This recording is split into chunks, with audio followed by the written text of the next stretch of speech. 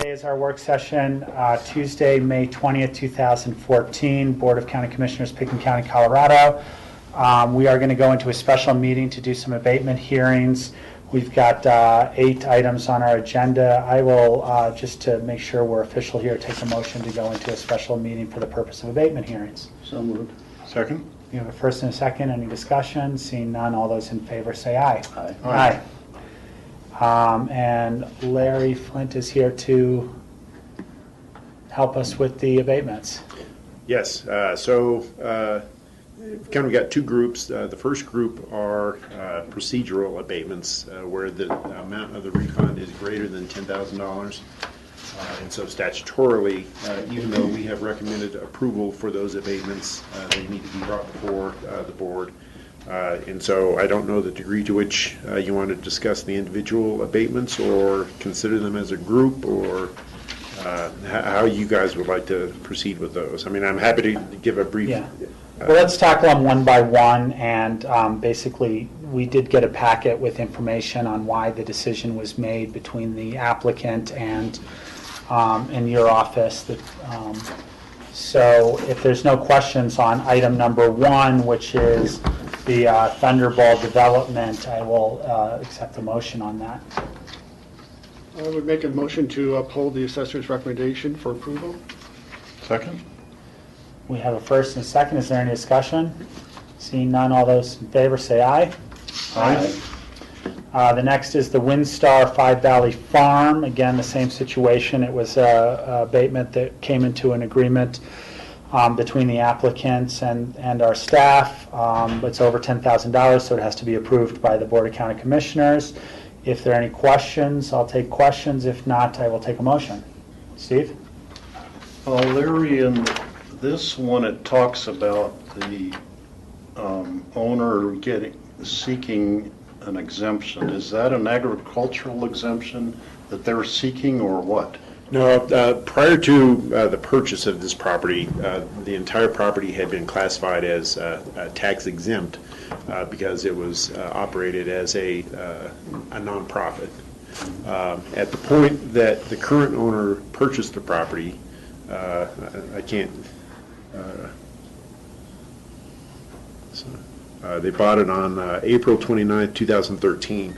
So it was exempt up to the date of sale, and then when it was transferred to a private entity that was no longer a tax-exempt entity, it became taxable at that point for the balance of the year.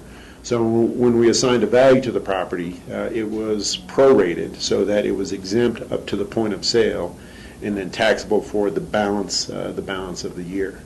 Now, they have since, I believe, filed a petition to the state to renew the exempt status based on the nonprofit use, as Rocky Mountain Institute is the one that's currently occupying the office building out there.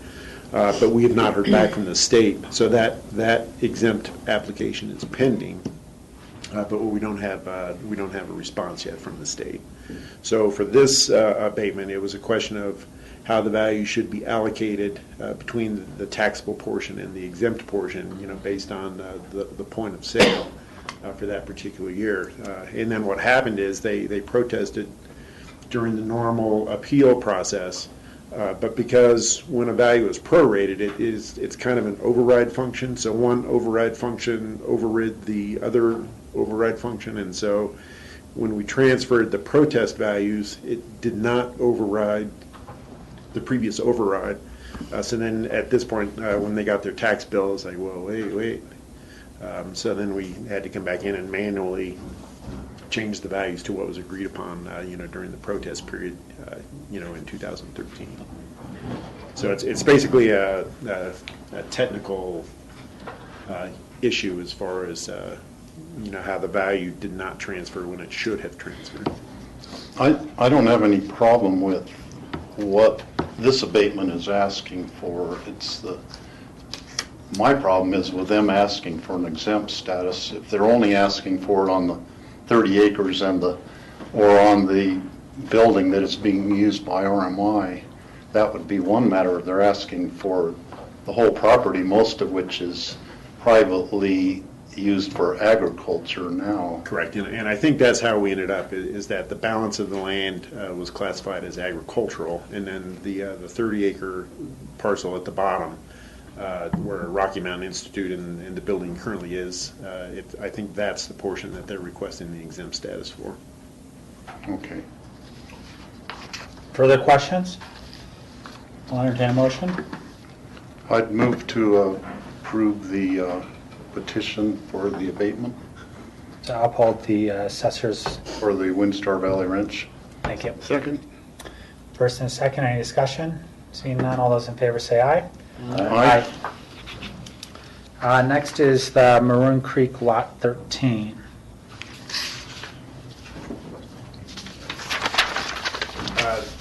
The next two, both of the two Maroon Creek lots were purely valuation issues. Appraiser in the office, Dan Popish, dealt with these during the regular appeal process, did site inspections, and felt that because of the location and the topography that these lots were warranted an adjustment in terms of value. So again, the sole reason that they're before you today is merely that the amount of the adjustment is greater than $10,000. But the assessor's office recommends approval for both. The first one, which is the Maroon Lot 13 LLC, and then the next one, which is George and Svetlana Chapivsky. So I don't know if you want to deal with. Are there any, the first one we'll deal with first, I guess the Maroon Creek Lot 13. Are there any questions on that? Seeing none, I'll entertain a motion. Make a motion to approve the assessor's recommendation for approval. Second. Any discussion? Seeing none, all in favor say aye. Aye. The next is the Chip, this, Aspen Highlands. I don't even know how, Aspen Highlands Village, PUD. PUD. There you go. Block G, Lot 2. If there are any questions, I'll take questions. If not, I'll take a motion. Make a motion to uphold the assessor's recommendation for approval. Second. First and second, any discussion? Seeing none, all those in favor say aye. Aye. All right, now we're on to the one where we need to call somebody. So let's try to get them on the phone, and if they can't, we'll move on to the other aspects and get back to it. And just in terms of the conference call thing, is that location okay where it's? We can certainly try it there, or we can see if we can get it to where that notebook is, if possible, but might be a little bit better. Looks like, can you help her with that cord, Steve? Yeah, it should go right through there, I think. It's twisted a little bit. That's good, you can run it. Yeah. Which one is this for? Which one are we doing now? This is for account number R003063. It's the Florida company, Okay. Wood Run 1, Lot 41. Okay, great, thanks.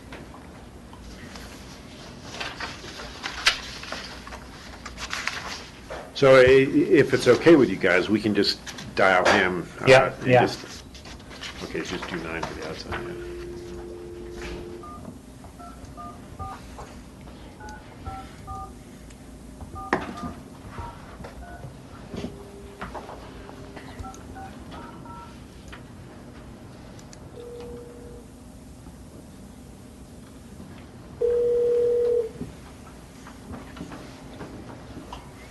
Good morning, North Texas Property Tax. Yes, hi, this is Scotty with the Pickton County Assessor's Office and the Board of County Commissioners. Is Will Wiggins available? Sure. Hold on. Can you guys hear that okay? I can. How, well, I guess you'll tell him how you want the order to go.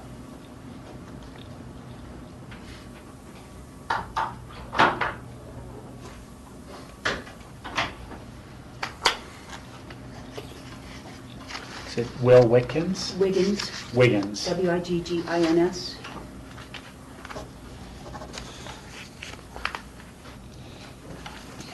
Turn that up a little bit. Just peg the scan, yeah.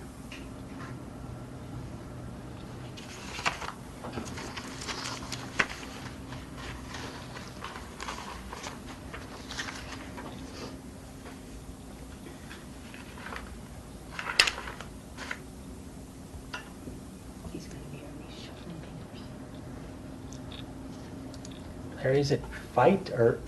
Fight, yeah, fight. No, sorry. Nah, that- We call them worse. yeah.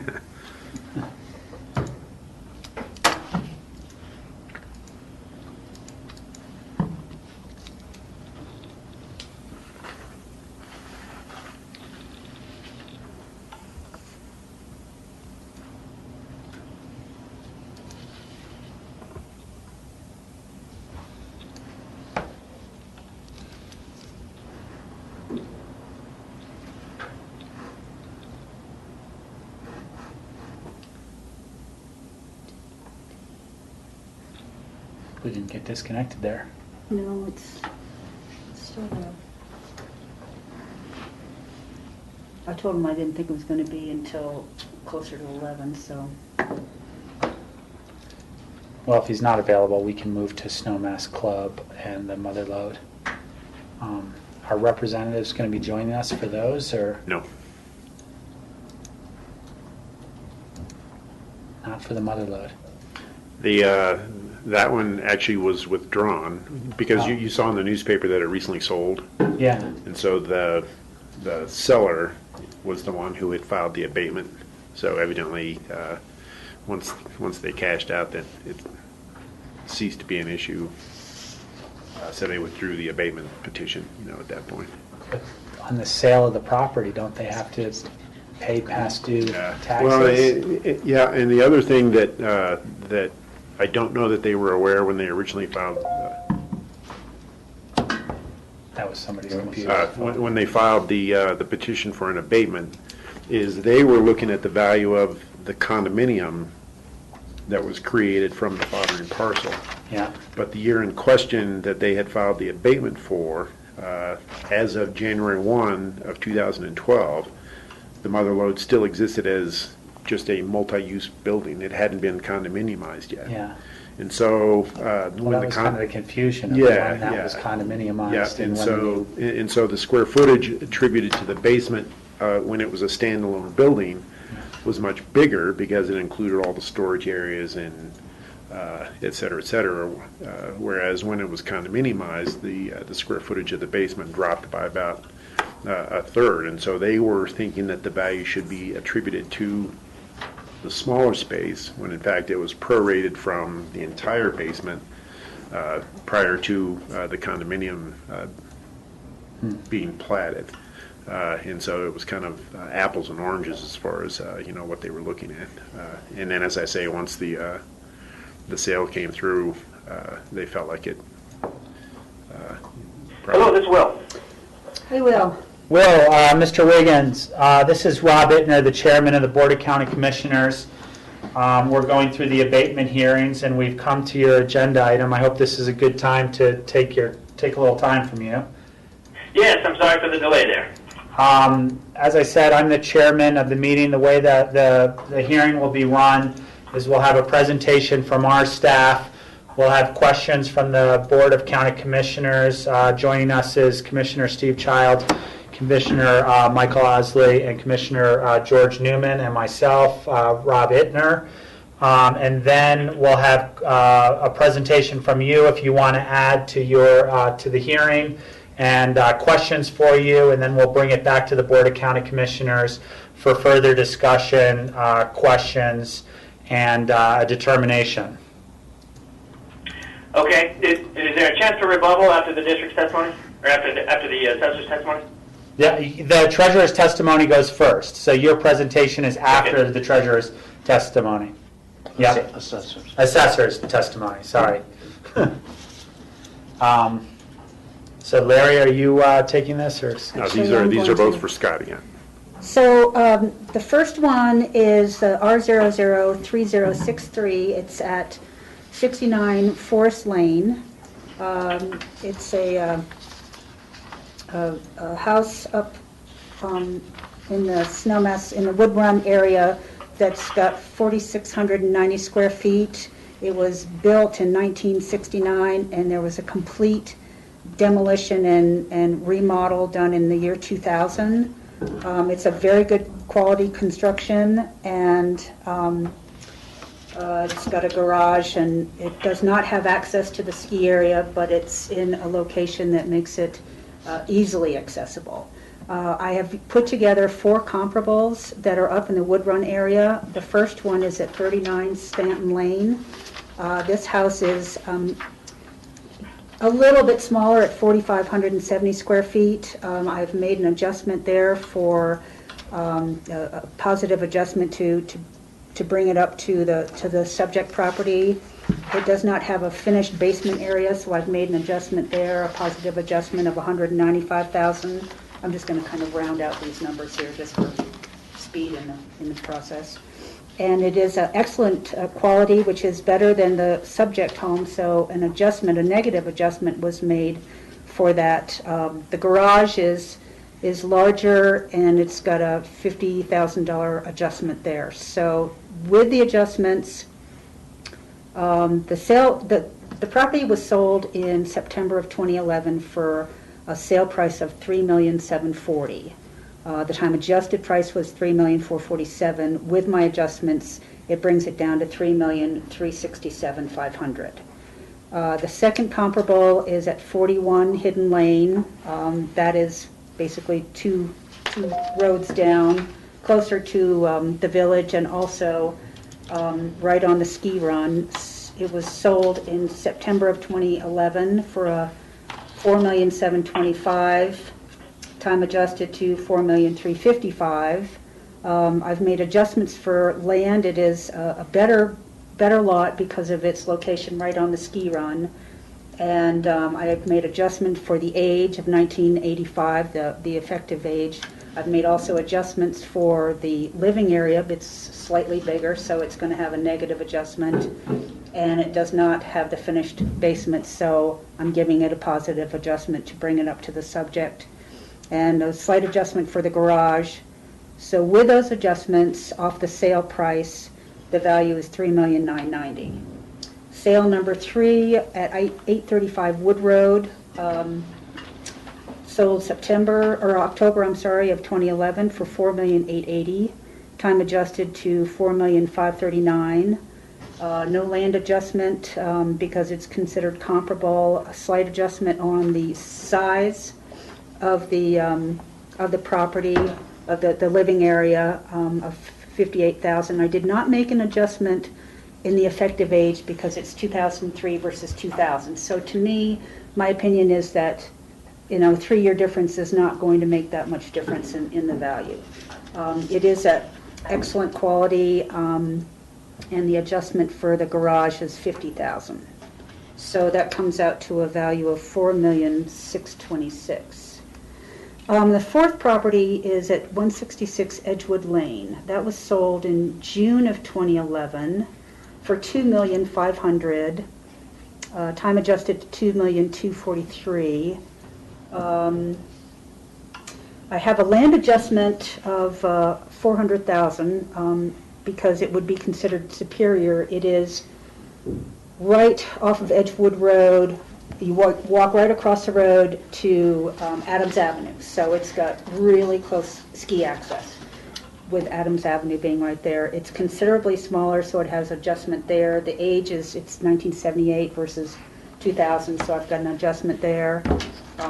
And again, positive adjustment for the finished basement area and positive adjustment for the quality of a 12 versus the very good, or good versus the very good. So that brings that up to $3,079,000. I don't know, I've got a color map if that's going to make it easier for you guys to see this. I can give you, if you want to take a look at that.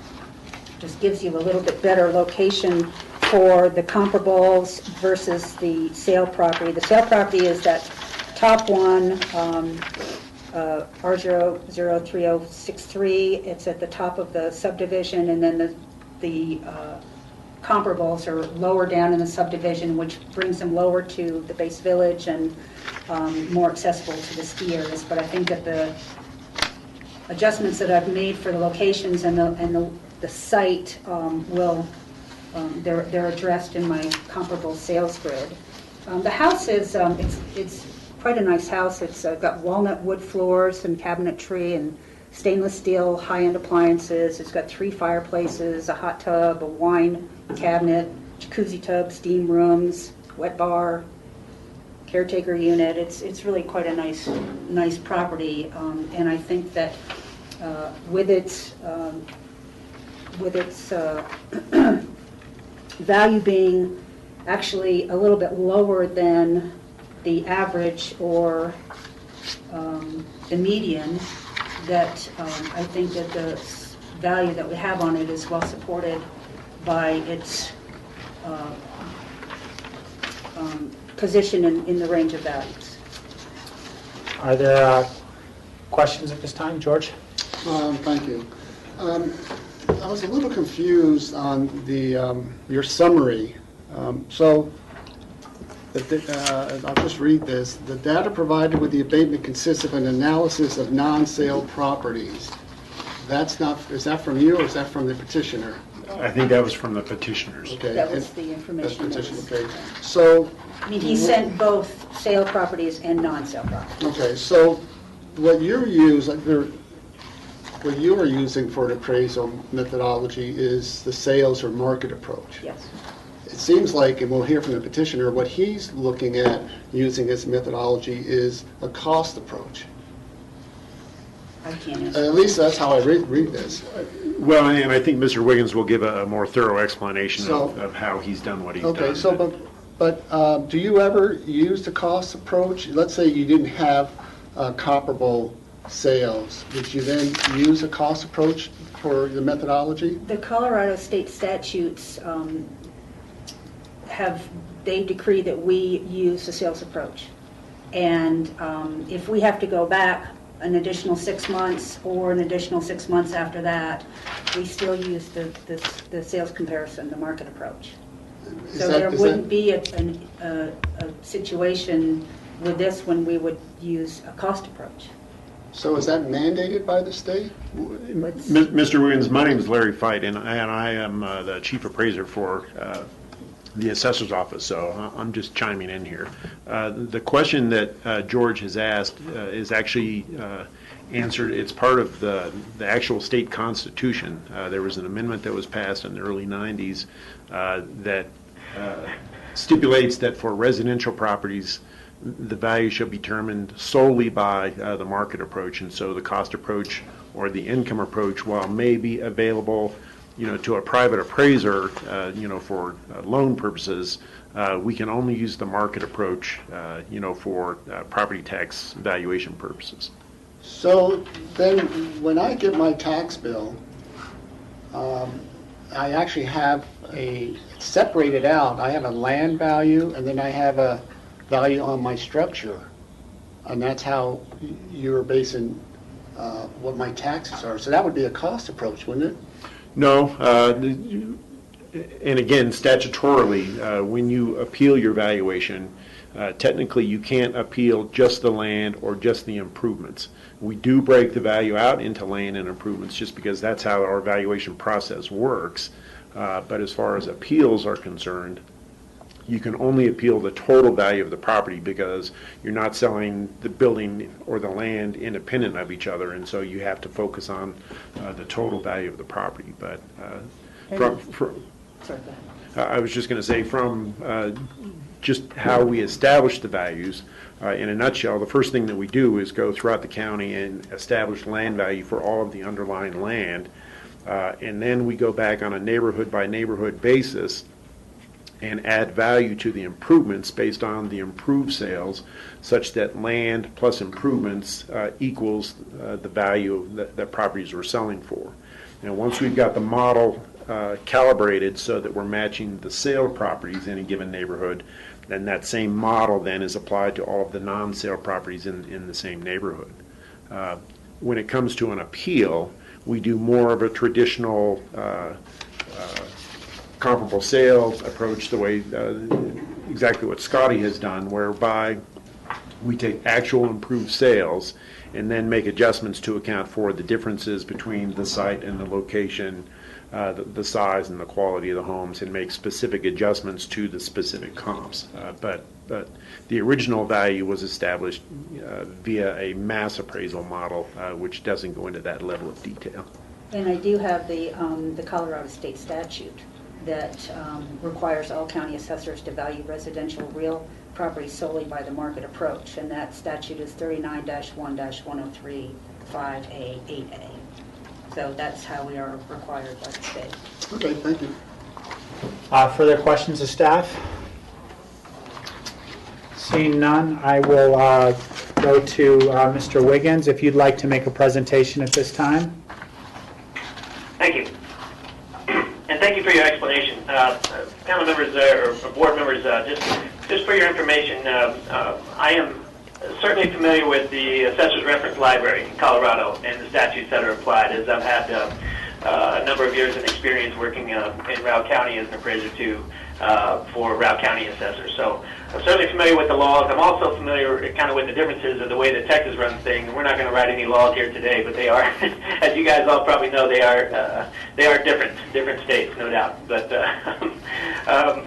listen, the approach that is used by the assessor is common in all of assessment. It's a modified cost approach. So in fact, they do establish the land value, and they have a schedule for improvements based on quality and age, et cetera, and all of these things drive the improvement value. They then calibrate the total value to the market based on sales indication using ratio analysis and other mass appraisal standards. So what we have here in Texas is built into the law is an ensured fair treatment. It's constitutional that people be taxed fairly.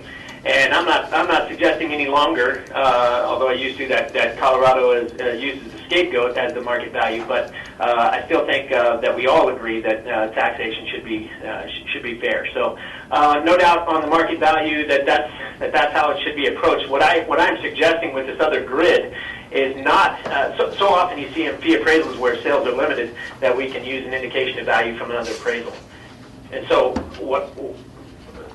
all I was trying to suggest was that if it's reasonable that the entire population or every taxpayer was noticed their values based on this model, and this model was set to appraise values as of the first of the year, which is what we're trying to establish here, and these were certified appraisals, why not consider these appraised values as indications of market value and use the market approach? So it's really just a difference of one was a transaction in the market, the other was an appraisal done by your assessor.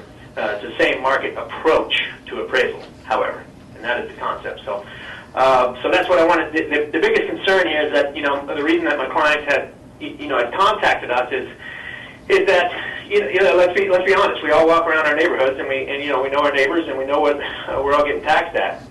And I guess they were sort of the joke at the party, if you will, in that when you look around, and I'll get into the exhibits I presented based on appraised values, but what I question, or what I need to know, or be able to explain, however, to my clients is that yes, when all else is the same, why then is the area improvement, or the improvement index, as I call it just the improvement value per square foot, so much lower for these properties that are so comparable? But I'll get into that. But I just wanted to explain that, first of all, I'll establish that I am familiar with the law, so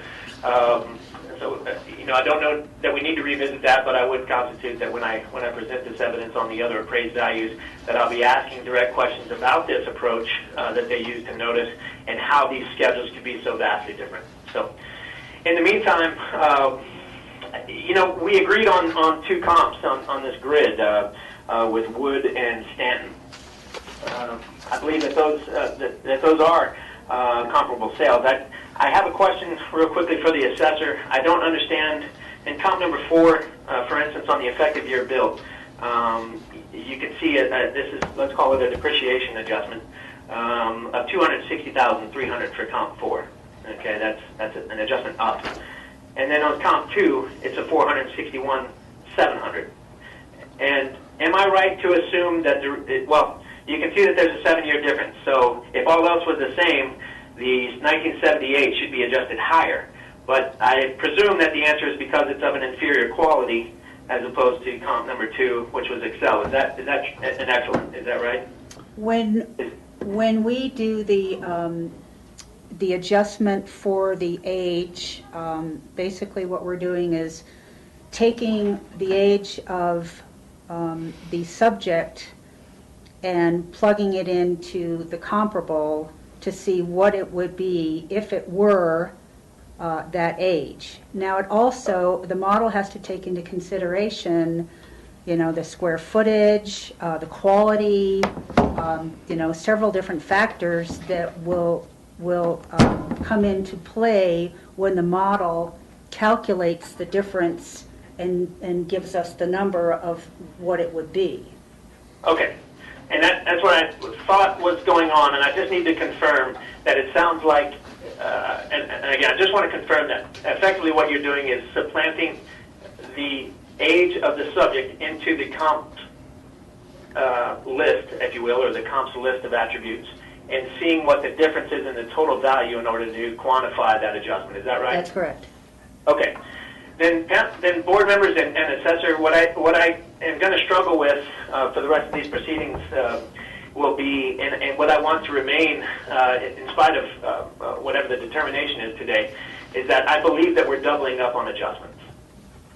Because if we're going to look down, say look at the list of adjustments, and there's another one. Let's just stay on comp 2 for a second, where we have a negative adjustment for the excellent quality.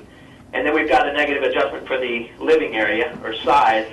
It's my understanding that all of these things are being duplicated as we implant, say, the depreciation into the construction, into the comparables system, and looking at the total value difference. Because as stated, it is also considering all these other things: size, quality, right? Just to quantify that difference for depreciation, it is taking into account all these other factors. Well, then we're coming back on it and taking into account those same factors again. No, we're not, because when we consider those other factors, we're bouncing that effective age back to the true effective age. When we're considering the square footage... I guess I don't understand. Could you help me out with that? I guess I don't understand. Well, I think what Scotty is saying is that the same manner in which we plugged in, the adjusted effective age of the subject into the comp, similarly we do we plug in the subject quality into the comp and see what the resulting value change is.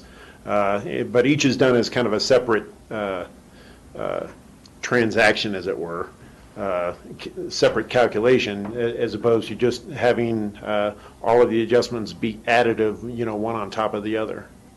Okay. Am I right when I say that in order to quantify the amount of that adjustment, so let's just stay on depreciation or effective age, in order to quantify that, we have a beginning model value, then we input the subject's effective year of 2000, and we have an ending model value. Is that correct? Yes. Okay. And that quantity is what gets inserted into the depreciation line or the effective age line. Is that correct? Yes. Okay. Then I'll maintain, we can agree to disagree, but I'll maintain, based on the testimony, that yes, there are other factors driving that quantity, and therefore, in my opinion, I see duplicate adjustments. But with that aside, again, I'll leave that. Let's move on. I think I understand your position, but I believe too. Just when you step back and look at the grand picture, that a 7-year delta of those two. First of all, it's hard for me to believe, and I went up there skiing, and I love the Highlands, and so I spent 2 days at the Highlands, but then of course had to get to work and checked out all these comps and all of my appraised value comps, and did peek around and talk to some realtors that were up there poking around, and it seems to me that these type of investments, and we deal a lot with high-end properties down here too, and I've represented plenty of properties in Steamboat, but that once we're talking about this location, I believe it's okay to assume as what is typical, and that's what we need to consider here. As wet bars and jacuzzis are going to be inside of most of these homes, and if they are in a dilapidated condition at the time of purchase, they're going to be remodeled, no doubt. So I don't have any issue with I'm not going to attack the appraiser's opinion. that's fine with me. But I do want to establish that that these amenities that constitute, say, a given quality, that they can be found throughout of these type of homes. So it's hard for me to look at between comp 4 and comp 2 at a difference of 7 years on the appraiser's opinion of 7-year effective year built, and see that the older property is not being adjusted as much as the newer or the 1985. So I struggle. I don't have very much confidence in these upward adjustments. And we'll move on to my evidence. And the adjustment type that I use, if you look at my page, board members, is I only use the 3 sales, and the 2 on Wood and Stanton, of course, were closest in size. I don't mean to discard sale number 1, but for this discussion, that I don't want to give it much weight. Mr. Wiggins, are we looking now at what's in our packet as page 6, which has subject sale 1, sale 2, sale 3 in a grid chart? The first one is the subject property of Forest Lane. The second one, the one that says sale 1, is Edgewood, and then Stanton and Wood? Yes, sir. Okay, just want to make sure we're looking at the right page with you. Yes, sir. Thank you. So both comps 2 and 3 quite a bit smaller than the subject, and but yet for the same land value, I do find that even though they have the same effective age, that the quality of construction is superior.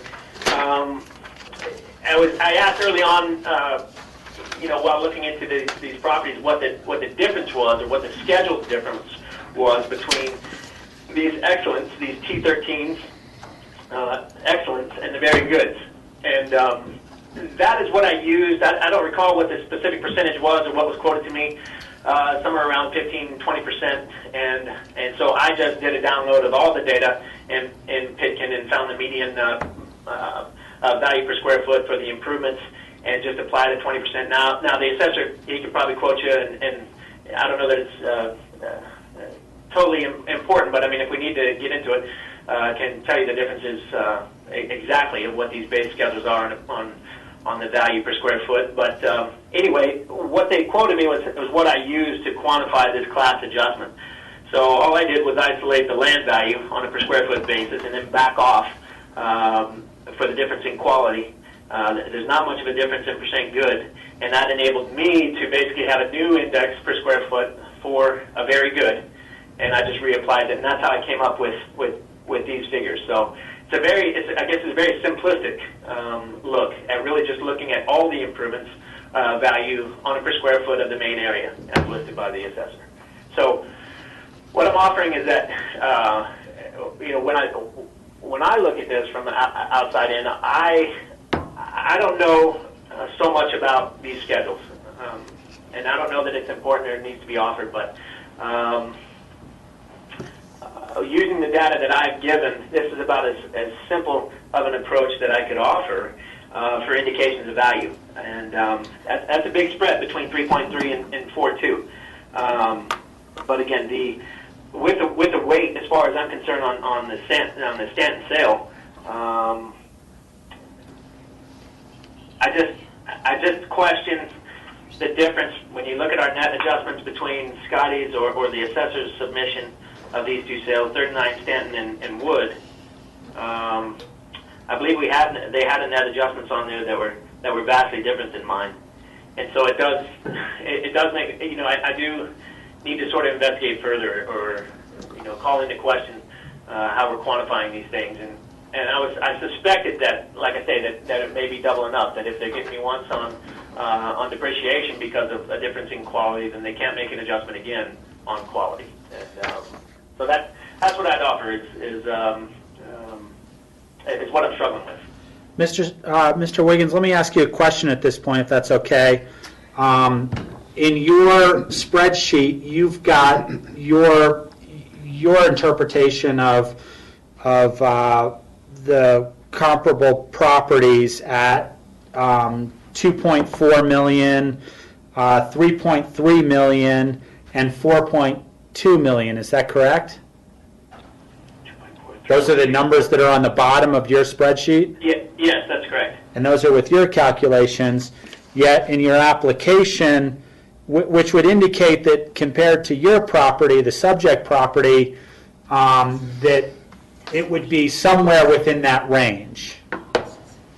Yet you're arguing a 2.8 million valuation. How do you come up with a 2.8 million when you're comparing it to properties with adjustments that you've made that are 3.3 million and 4.2 million, two that are substantially higher than that? Where's the 2.8?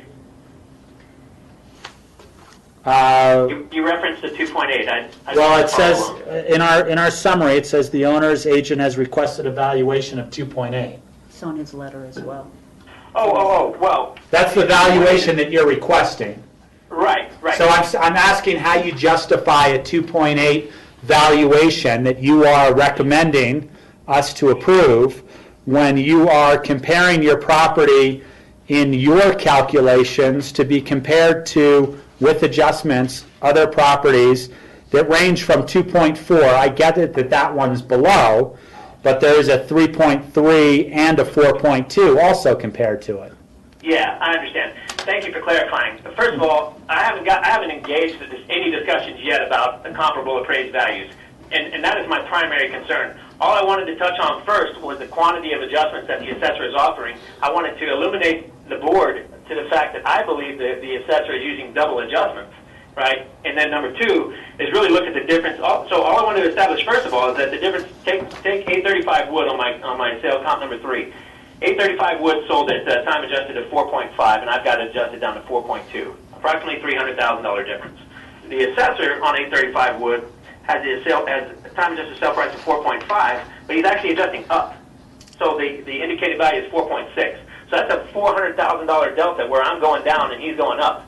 And I'm saying, okay, then I do need to sort of take a closer look at these adjustments. And so all I was trying to call your attention to, panel, was the fact that I disagreed sort of with how the assessor is calculating those adjustments, and I believe that they're doubled up.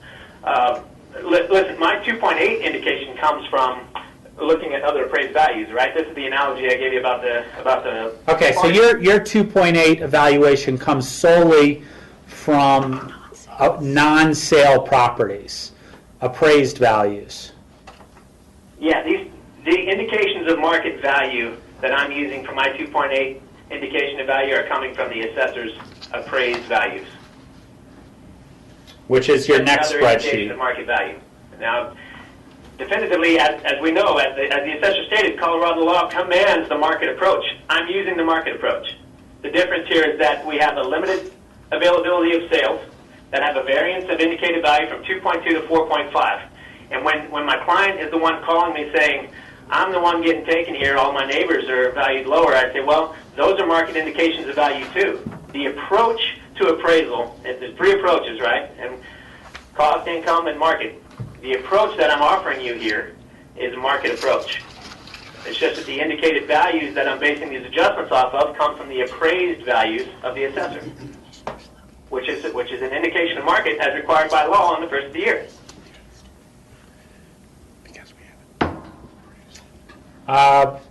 Do you have more to your presentation at this point, or should I field questions? Well, yes, sir. Yes. Yes, sir. I won't take you through all 5 sales here, but yeah, All 5 sales or all 5 appraisals? all 5 comps, I meant to say, excuse me. Which are appraisals, not sales. And yes, and they are comparables, yes. Okay. So we're on to the next spreadsheet then. Yes, sir, on page 7. Thank you. Go ahead. Okay. So, issue being primarily again with the improvement value. If I isolate, let's say, land value, or at least the closest one that I can get to is comps 1, 2, and 4 and 5. Those being 2.4, where the subject's land is at $2 million. We make those adjustments right away to the $400,000. So I'm only looking at the improvement values of these other indications of market, right?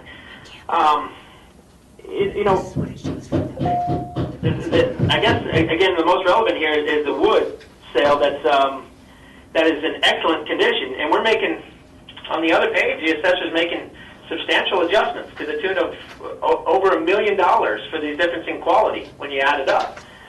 And this is a 1995 property, and we're effective age of 2000, and they're certainly a superior quality, and they're on the roll. They're valued at 3.7, so very close to the subject. And the subject's supposed to be an inferior quality, and it's supposed to have inferior land, right? And so that is the type of investigation that I go through with each one of these comps. And I'm making the same adjustment across the board on all 5 of these, but these are all 5 of these are indications of market value to me or to anybody else. And we're using the market approach to get to an indicated value of 2.8 on the median. So to answer your question, sir, that's where my recommendation of value came from. Questions for the applicant? I would just make a point from your original note to us that when you talk about the uniformity grid and the market value grid, it's probably just a typo, but just to correct it, you say that you've based your information provided to yourself by the Eagle County Assessor's Office in both cases. I'm sure you meant the Pickens County Assessor's Office. Yes, I meant Pickens County, yes, sir. Yeah, I just want to correct that for the record. I have a question for staff, either Scotty or Larry. Can you give a little bit more explanation why one wouldn't consider appraisals as a market value as he is interpreting these? And because it seems to me like he's looking at the Constitution as use a market value, and then he's making the argument that, well, using appraisal values is using a market value. Right. And I'll just clarify that I was using the market approach. I just want to be exact with my terminology. Market approach, okay. Yeah. To appraisal, yes, sir. And there have been court cases that have said that while uniformity and equitability is the goal of the tax code, absolute uniformity is neither required by statute or insinuated. And so absolute uniformity, particularly in light of appraisal, which is an opinion of value, is difficult if not impossible to achieve. The one thing that we have always been instructed from the Division of Property Taxation is that our value, much the same way a value is established for loan purposes, should be derived from actual sales and not necessarily the values of similarly situated properties.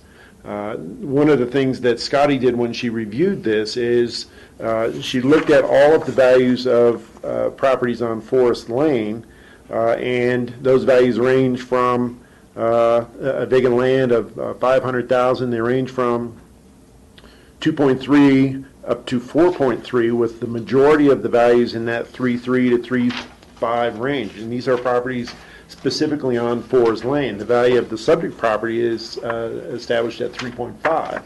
So whereas he has chosen comparable properties to evaluate the equity of values in the subdivision, they're from all over the subdivision, and so it's difficult to say that they have accounted for the differences in location, views, topography, et cetera, because they have his selection of comparable homes are from all over the subdivision as opposed to the immediate area. So They have potentially picked and choosed the ones that make their argument? It's not really clear how they selected the ones that they chose to be used as comparisons. Yeah.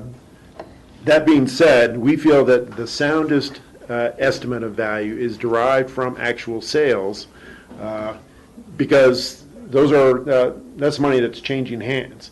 And when adjustments are made, there may be some disagreement as to the size and the scope of the adjustments, But once the sale property has been adjusted to account for the differences between the sale property and the subject property, in my view, that's the best indicator of value.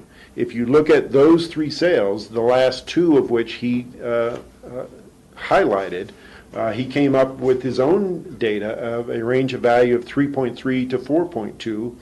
The value assigned to the subject property is 3.5, which is within that range. So I would say that his own analysis, by and large, it's not really clear how he came to the adjustments that he made for size and quality and the differences between the lots, et cetera, but his own analysis generates a range of value that supports our value. So I would say that the combination of the sale analysis that Scotty performed together with the sale analysis that Mr. Wiggins performed, that both of those point to a value that for which our value is within. We're within that range. And so, again, that in our view, that's why we recommended that no further adjustment should be made. And panel, just to clarify, I went into what the district calls this the neighborhood code, and I found close to size comps. So no doubt, I agree with regards to the sales that happened. The limited availability of sales that happened. If we found the perfect comps out there in the real estate transactional market, great. We'd be able to use them. In that case, then what would come into question is how are we adjusting? How much dollar signs? These 700,000 and 400,000 and all this amount of adjustments that the assessor is throwing out there.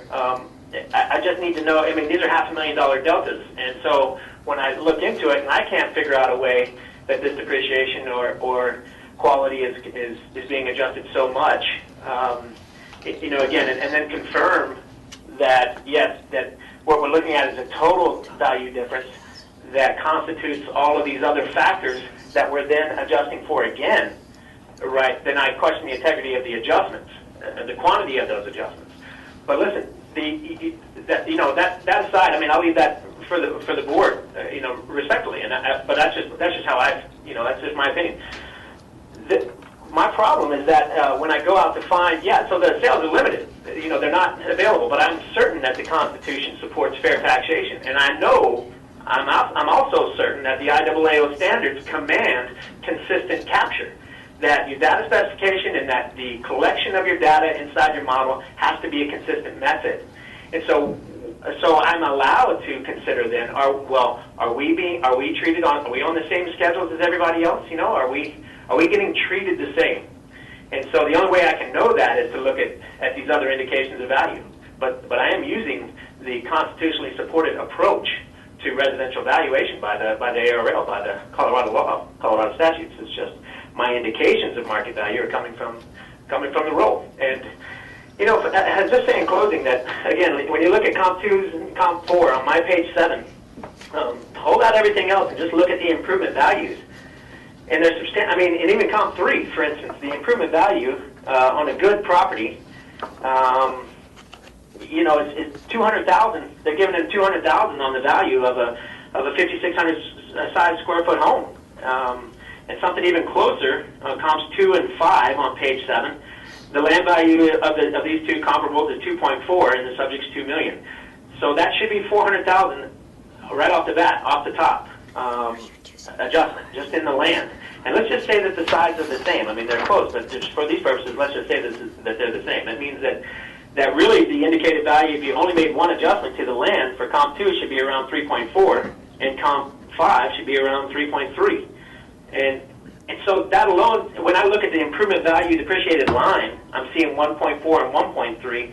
Both of those are lower than the subject's improvement value, right? And one of them is superior quality, and the other one's bigger. So those are the type of questions that I have to look to my client and say, I don't know, I don't understand, I don't know that I can't fathom how we are being treated the same, and yet your value is so much higher. So I hope that clarifies the second grid. Okay, thank you, Mr. Wiggins. We'll bring it back to the board if there are any further for discussion or additional questions. Steve? One thing, or two things that would help me if it were spelled out. One would be the value per square foot of the construction, and sometimes that's, well, in the subject property, that's spelled out in both the assessor's page and on the subject page. The other thing that I think could help if we had a written out sheet would be if we are comparing houses that actually weren't sold but are in the neighborhood, then I would think the houses on Forest Lane would be the ones that we should be looking at. I agree with what you said, Scotty, and not looking at ones all over the whole Wood Road subdivision area. But then I'm looking at on the not a sale on the comp number 2, and it's a similar square footage. The house is older, and yet the subject value came out at almost 3.5 million. And so I don't see, just looking at that one, it's in the same range as what you have come up with for the value of the subject property. That's on the sheet that's the not for sale sheet, yeah. So that's just looking at one. It depends entirely on which houses you look at and the condition you place on them. That one is listed as the VGT 13, so it's the same condition as the subject property, and it comes up with a similar valuation and that's one of the ones that they're using that Mr. Wiggins is using to try to justify the lower valuation, and yet the valuation of that seems like it's a very comparable house, and he comes up with basically the same evaluation that you did for the subject property. Well, and if I could just expand on some of that. The first thing that I would say is that the two comp sale grids, either the sales grid or the comparison, I would say that to me that doesn't represent traditional appraisal methodology, whereby there are concrete specific adjustments that are made for the different line items that affect quality. So I would say that the approach that is being employed here would not be something that would be in a traditional format model, and so I'm not clear exactly what to make of that. For example, they look at the subject square footage, and he shows 5,720. Well, I think that's the gross square footage for the entire building, as opposed to just the heated living area, where traditionally in an appraisal, adjustments for size are made, for the heated living area, not inclusive of decks and garages and not heated living area. It's not clear, for example, where there is a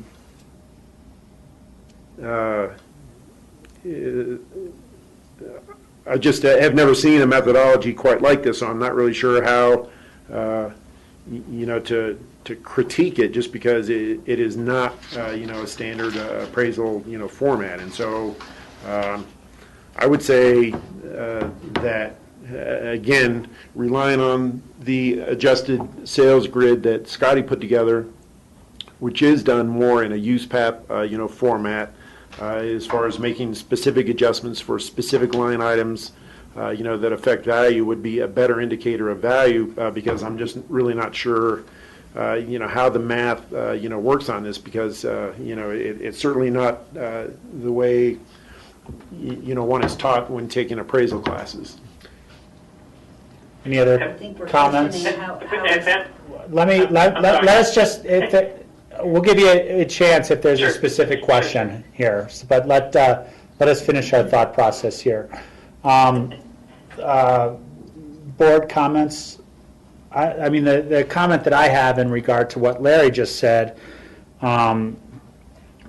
is that, it seems to me like he's questioning some of the methodologies that we use and whether or not they're consistent on, that we have a fair taxation across the board with one property to another. And I understand that, and I'm confident I've been through enough of these abatement hearings that in analyzing each one of those, that you do have a formula that you work with on each one of those when you assess a property.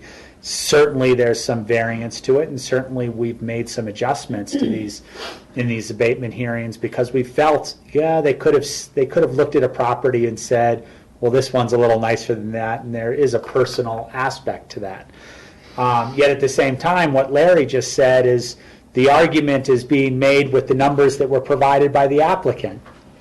There's no 100% explanation to where he made his numbers and his adjustments. So that argument is a two-way, double-edged sword in my mind.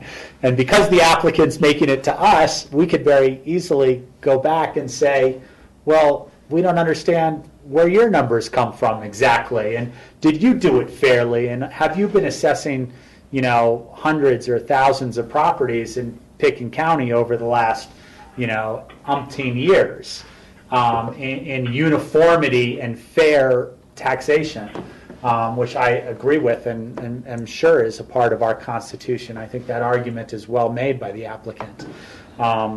So that's kind of my response to what Larry just said. Again, we're back at the commissioners' table here with discussion. Is there any additional discussion or questions at this point? And if someone wants to make a motion, I'll certainly entertain it at this time.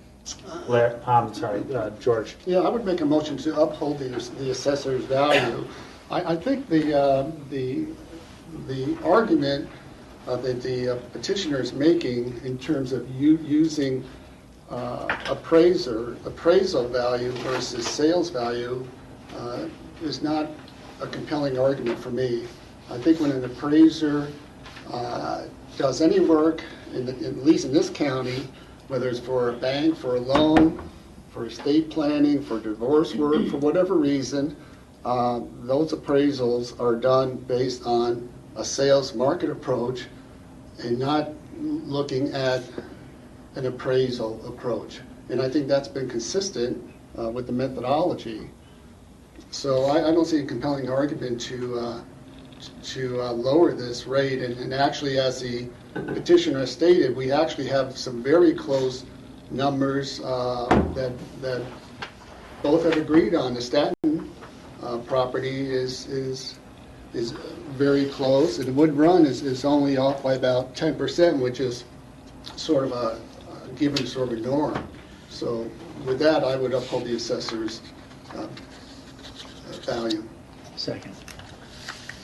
We have a motion and a second. Is there any further discussion at this point? Steve? Mr. Wiggins had wanted to make a comment and hasn't had a chance. Could he speak now? If you want to ask him a question, you're certainly welcome to, Steve. You can ask him to comment. I wanted, Mr. Wiggins, I would like to hear what you had to say because you were just on the verge of saying something in response, and I'd like to hear what you had to say. Respectfully, thank you very much. In closing, I appreciate the board's comments, and I will say briefly that, listen, the appraised or the comparable page that I provided, those are in fact indications of market value. Appraisal under USAP standards does allow the use of other appraisals as indications of market value. What's commanded by the Colorado law is that I use the market approach, which I did to valuations. Now, with regard to your adjustments, there are primarily four adjustments that we need to consider, that the appraiser considered and that I did. Size, because number one, I'm only looking at the improved value per square foot, so I'm already indexing the size, and I'm adjusting for size by the very nature of the index. Age is the other one, which I make an adjustment for percent good or depreciation, the same thing as age. Land, which I adjust for land, the same thing as the appraiser does. Quality, I also adjust for quality based on the difference between the scheduled rates of quality that I found that was available to me through the assessor's data on the median for any given quality for improvement value per square foot. That's just what I applied. So respectfully, we are making the same adjustment. But if I could just say in closing, and number one, I would like to get on the record what the court cases that were cited between uniformity and market value, because I do believe those are indications of market value and should constitute a representative sample of market value. I don't believe it's a two-edged sword, because my adjustments are wrapped up. They are wrapped up into one very clarified on the main index. I'm going to take on that line that says IVPSF, improvement value per square foot.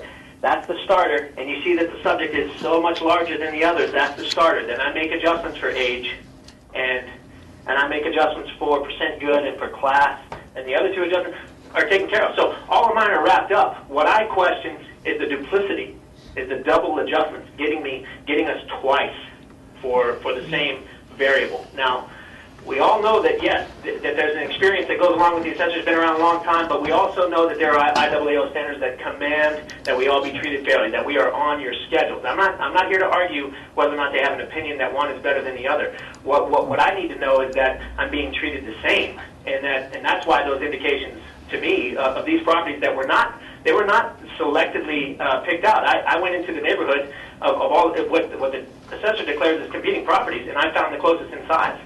Well, So anyway, that's where the indications came from. That's all I wanted to offer for the record. Thank you. Thank you.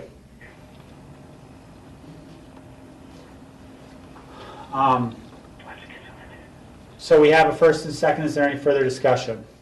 Oh, yeah, for sure.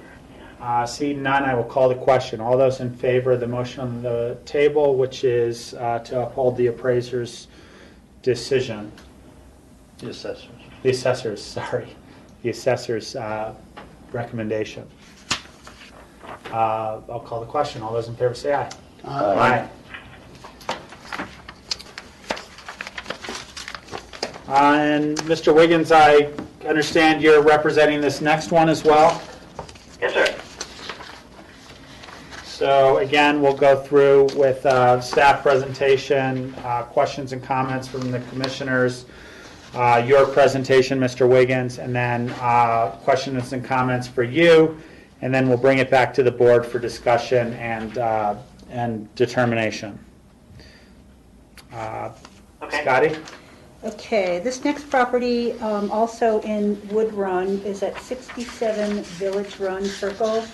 It's 89 square feet, built in 84, effective year of 1992 due to a remodel. It's a very good quality of construction, and the value we have on it is $3,437,400. I used the same comparables.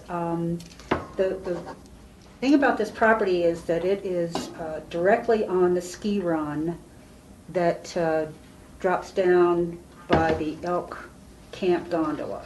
So you've got direct ski in, ski out access. I think the realtors like to call it click in, click out. And the property next to it, comp number 1 at 41 Hidden Lane, has got the same ski access. So I think that's a very good comparable. Again, that was purchased in September of 11 for 4.7, time adjusted to 4.3. The adjustments for age and square footage were made, and the quality of construction, it's a better quality, so it's got a negative adjustment there. It brings it down to a value of 4.1 from its time adjusted of 4.3. Comp number 2, again, Edgewood Lane, older house, smaller house, not as good quality. It does have good ski access, but not direct ski in, ski out. Sold in June of 11 for 2.5, time adjusted down to $2,243,000, and with my adjustments, it comes up to $3,215,000. Sale number 3 at 835 Wood Road, again sold October 2011 for 4.8, time adjusted to 4.5. I have a land adjustment to positive because it certainly doesn't have the ski access. A little bit older, so it's got newer, so it's got an adjustment, negative adjustment there. A little bit bigger, it's got an adjustment there, quality, an adjustment there as well. because it's excellent versus very good, and that brings its value to 4.1. And then the 39 Stanton Lane sold in September of 11 for 3.7, time adjusted to 3.4. Adjustment on the land because it doesn't have the ski access. The age, I have a slight adjustment. It's a little bigger in quality, so a negative adjustment there. It's excellent versus very good of the subject, so again, a negative adjustment there of 250,000. So we've got a value of 3.37. Again, the subject property is well within the range of the comparable sales with their adjustments and lower than the median or the average price of these comparables. So I think that especially sale number or comparable number 1, Hidden Lane, which is just one lane up above from Village Run, and again, direct ski and ski out access onto the same trail. I think it's a good comparable, and again, it's very well within the range, and I think that I'm comfortable with my value. Questions of George? So Scotty, do you feel that you've got, or you've had an adequate number of sales for comparisons to come up with We had, value? in Wood Run, we had 5 sales. And I could have gone out to Ridge Run, but I felt that with 5 sales that I had enough evidence of value that I was supported in my value. The other issue that I had was that I was not able to get to do an interior inspection of the homes. We haven't been in these homes for quite some time, and it may be that maybe we don't have the quality right. But until I can get into the home and verify our data is correct, then I have to go with the data of record. So unfortunately I couldn't get in, but I've been around those homes. I've skied not so many times down that trail, and have been in the area long enough to know that I think the comparables that we have and the adjustments that we made, for age and size are valid adjustments. And then, so I think the petitioner will probably come up with this argument again, but if you were to look at the neighborhood as a whole, from an appraisal point of view, what actually has been appraised for those homes, and then take the medium to come up with a value, that really doesn't take into account location, quality, topography, all those other issues. So using a medium approach really is not a very accurate methodology, it seems to me. Well,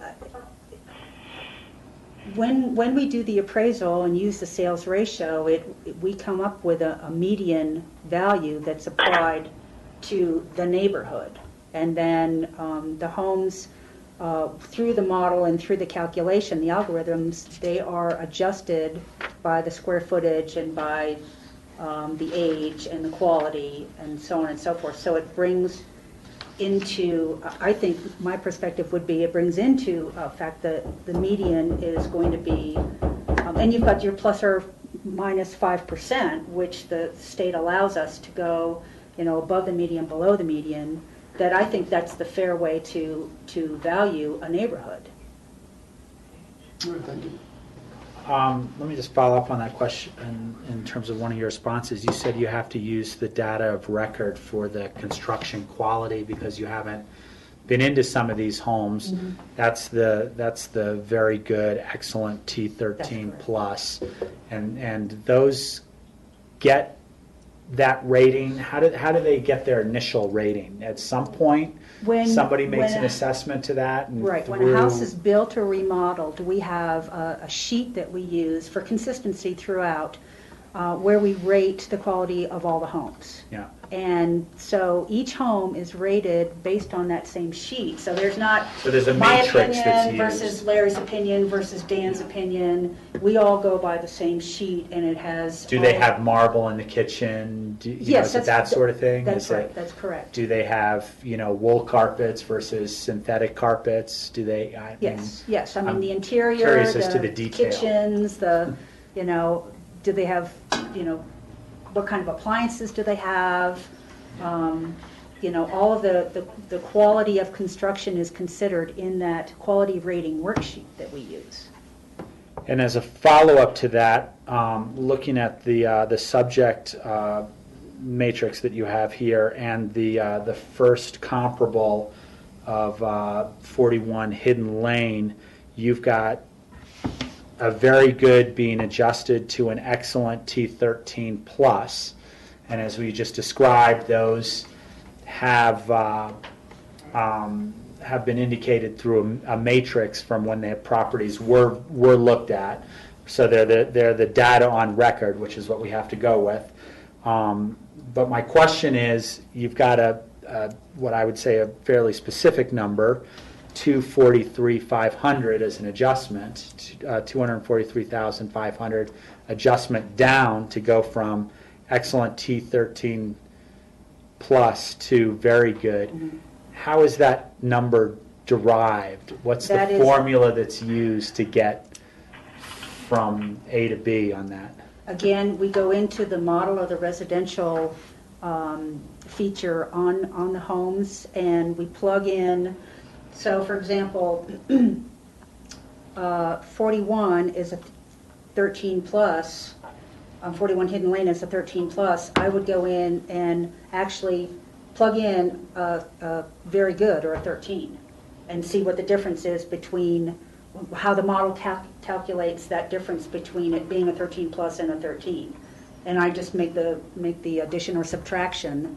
So in the value. when you say you plug, like there's a calculator button and you press Well, that there's button, I'm actually- trying to ask what the math is for that. the I math mean, is. is it going from a T13 plus to a T12 plus? Is it $20 a square foot? And, is that predetermined and used fairly across the board? Yes, and the answer to that is part of our computer model. There are different criteria that affect value, quality, of course, being one of those. And there's essentially a multiplier that is assigned to each level of quality. The higher the quality, the higher the multiplier, and it's a set percentage.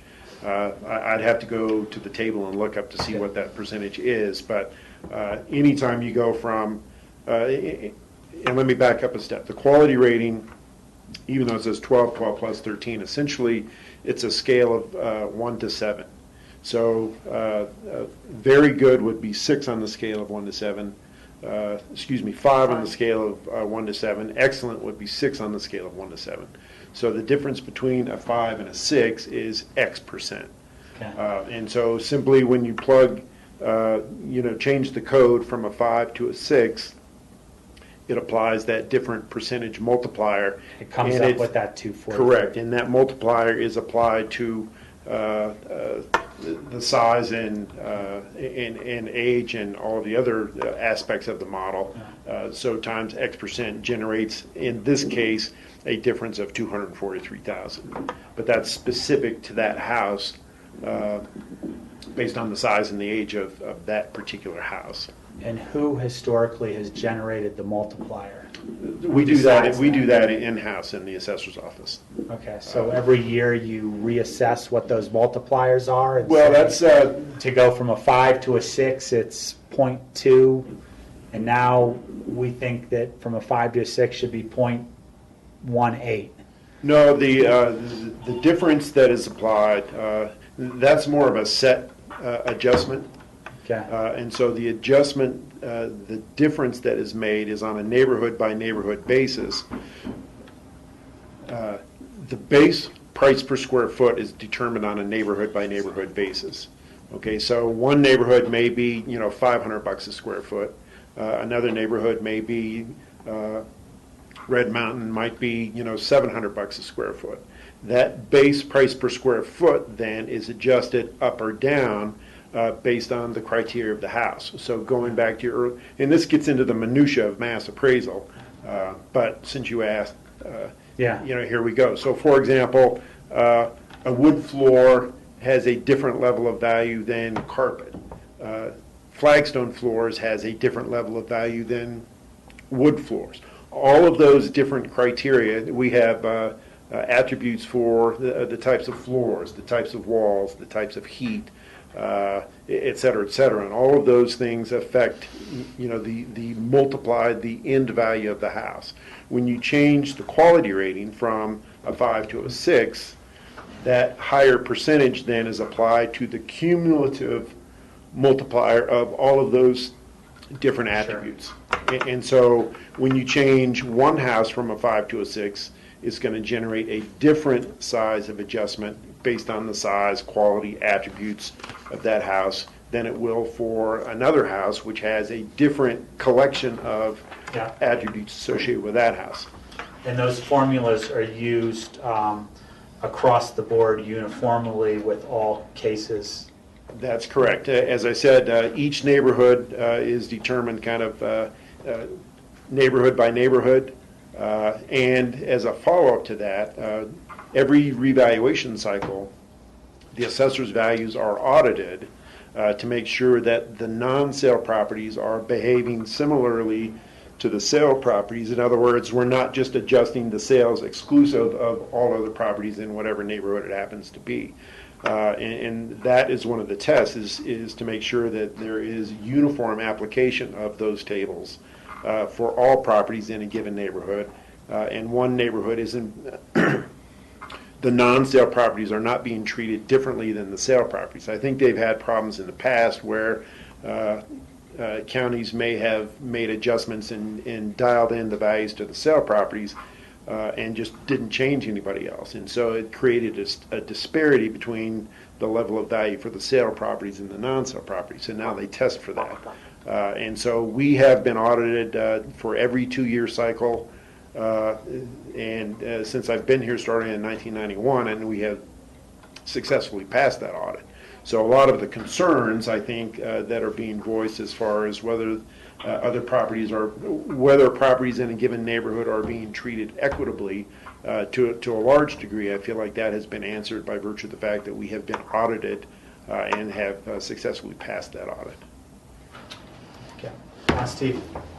Scotty, if there weren't comparable sales in that same subdivision, would you then look at, say, along Faraway Road for Yes, I would for have to sales? And if there were no expand the area. sales there, would you look at Horse Ranch or Well, I somewhere would- else where there's single-family houses? I would, And yes. and then you'd have to adjust for the location being different there. That's correct.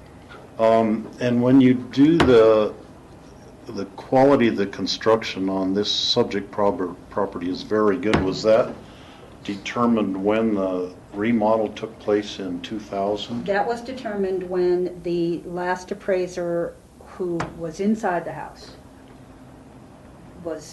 they made that determination. Okay, now, I just happened to have been, they had an open house in a lot of houses on Snowmass I and heard Capitol that. Creek. And I ran into one of your I heard that, yeah. compatriots there, because it was a chance that he could get in the house. And that's another time that we can do that. Now, are there any other times you can get into a house, like at the invitation of the homeowner or anything? If they're, sometimes during the appeal period, if they feel that we don't have the correct information or they're willing to let us in and we haven't been in for a while, if they'll let us in, sure, absolutely. So during the tour, invitation of the homeowner, during remodel, and during new construction, all the way up to when it's completed. Okay, because I had noticed that you hadn't been inside the house recently to actually look at the condition of it. But then the condition wasn't really objected to by the petitioner. No, I mean, in this case, so they no. accepted what your appraisal of the condition as very good. Well, I'll let him answer that as to the determination of my being able to get into that. Okay. I'm sort of at appraisal 101 level of learning here, so. Additional questions of staff at this point? Seeing none, Mr. Wiggins, if you'd like to make your presentation on this application at this time? Thank you. Applaud the board and whoever was the beginner there. Great questions. Great questions. You're well on your way to appraisal understanding it. Sounded good. So, thank you, panel. No, we don't have any questions about the condition of quality. I'm well aware the client has plenty of personal property that is held private, and that's the bottom line. That's the answer I got. So I personally wasn't allowed. I had to do exterior inspections too. And the answer was, she said, well, does the assessor get to go inside all the houses? And no. Typically we have to do, in assessment work, we have to do exterior inspections. She said, I want to be treated the same as fair as everybody else. I said, I understand. No problem. So that's the explanation as to why. And it'd be nice if we got inside everyone, but we don't. And I understand that. So no, we don't take issue with the subjective opinion of the appraiser. No, my issue will remain a very objective or quantitative difference of opinion. So, look, it may be the best comp on 002140 or 41 Hidden Lane because, yeah, I understand that it's, it too rides underneath the or adjacent to L count, and I get it. But look, the adjustments are made for the land, right? That's the difference. And so when we made the same adjustments, so I don't want to get into the discussions about that because we are echoing the adjustments for the difference in value for location as the assessor is making. I want to point to Stanton Wood again. But first of all, let me comment on the assessor. He has said that these are set adjustments for the difference in quality. I want to talk about that, but I'm not accusing anyone of chasing. But if you go, but look, I personally perform chi-squared and man-Whitney tests. And that's not included in the audit system at Colorado, unless it has to be, unless you do get called out for an audit. But I've done those, so I'm well aware of the changes in characteristics on the sales sample to the population. I understand, and that is not what's in question here today either. So I want to be clear about what I'm trying to bring to the attention of the board. If you turn to page 7 on my comparable sheet, yes, these are appraised value, but the line item that I want you to look at before I engage the sales discussion is improvement value per square foot. I can't fathom a way that the improvement value per square foot for comp number 1 is $63 a foot, and we're just talking about the improvements. And say for comp number 4 is 98 a foot, right? Or 3 or 5. I don't see how there's so many things underneath the improvement value that is creating such a vast difference for these properties. And those two that I cited, for instance, those are 12s, and that's a base. But $63 compared to $260 on the subject is, that's almost 20% of what the improvement value per square foot is. So it's hard for me to envision how that is on a scheduled, like I say, what constitutes fair. If everybody's on the schedule, then we're getting treated fair. But I don't see how that's possible if they have a $60 per square foot value in the improvement. So let's look at Stanton and Wood. The reason I point those out is because those are the two that the assessor has used and that I have used. On 835 Wood, I want to look at the assessor's grid. The net adjustment is down 371 or 825. That is, comp number 3 is superior by $371,000. And let's just stay on Wood, and we'll look at Stanton here in a second. But the 371 downward adjustment, 835 Wood. When you look at my page 6 for 835 Wood, my downward adjustment is $1.6 million. So that's a difference of opinion in value of superiority of $1.3 million.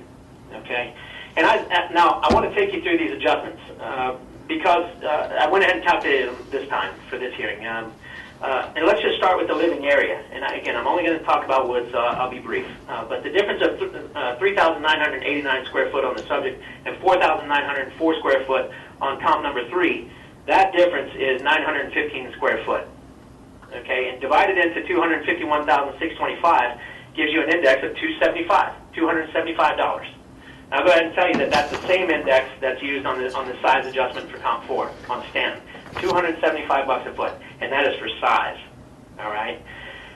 Now the adjustment above that is for age, effective year built. Now notice that comp number 3 and 4 are the same quality.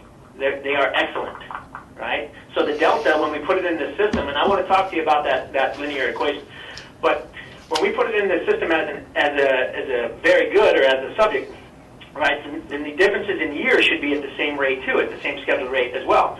But the fact is, on comp number 3 for wood, I'm getting $19,000 a year adjustment from 1992 to 2003.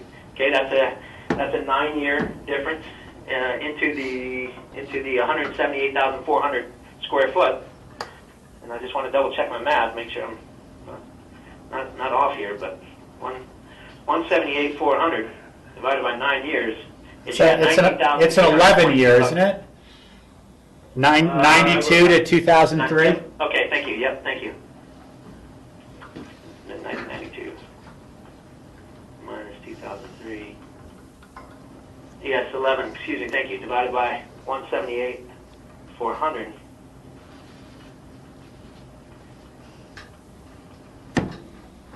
Yeah, it's 16,000 a year.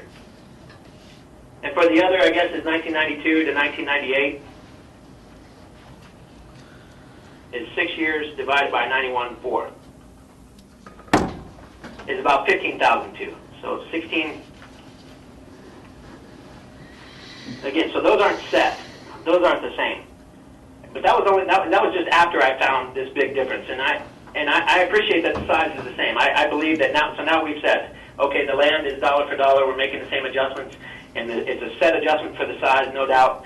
The age is a little bit different, but as for the quality, for there to be a 291,800 difference for excellent to very good, that's 318 a foot, right? And on the other one, for the 259,000 for Stanton, 39 Stanton Lane, 259,100, that's a $445 adjustment per foot.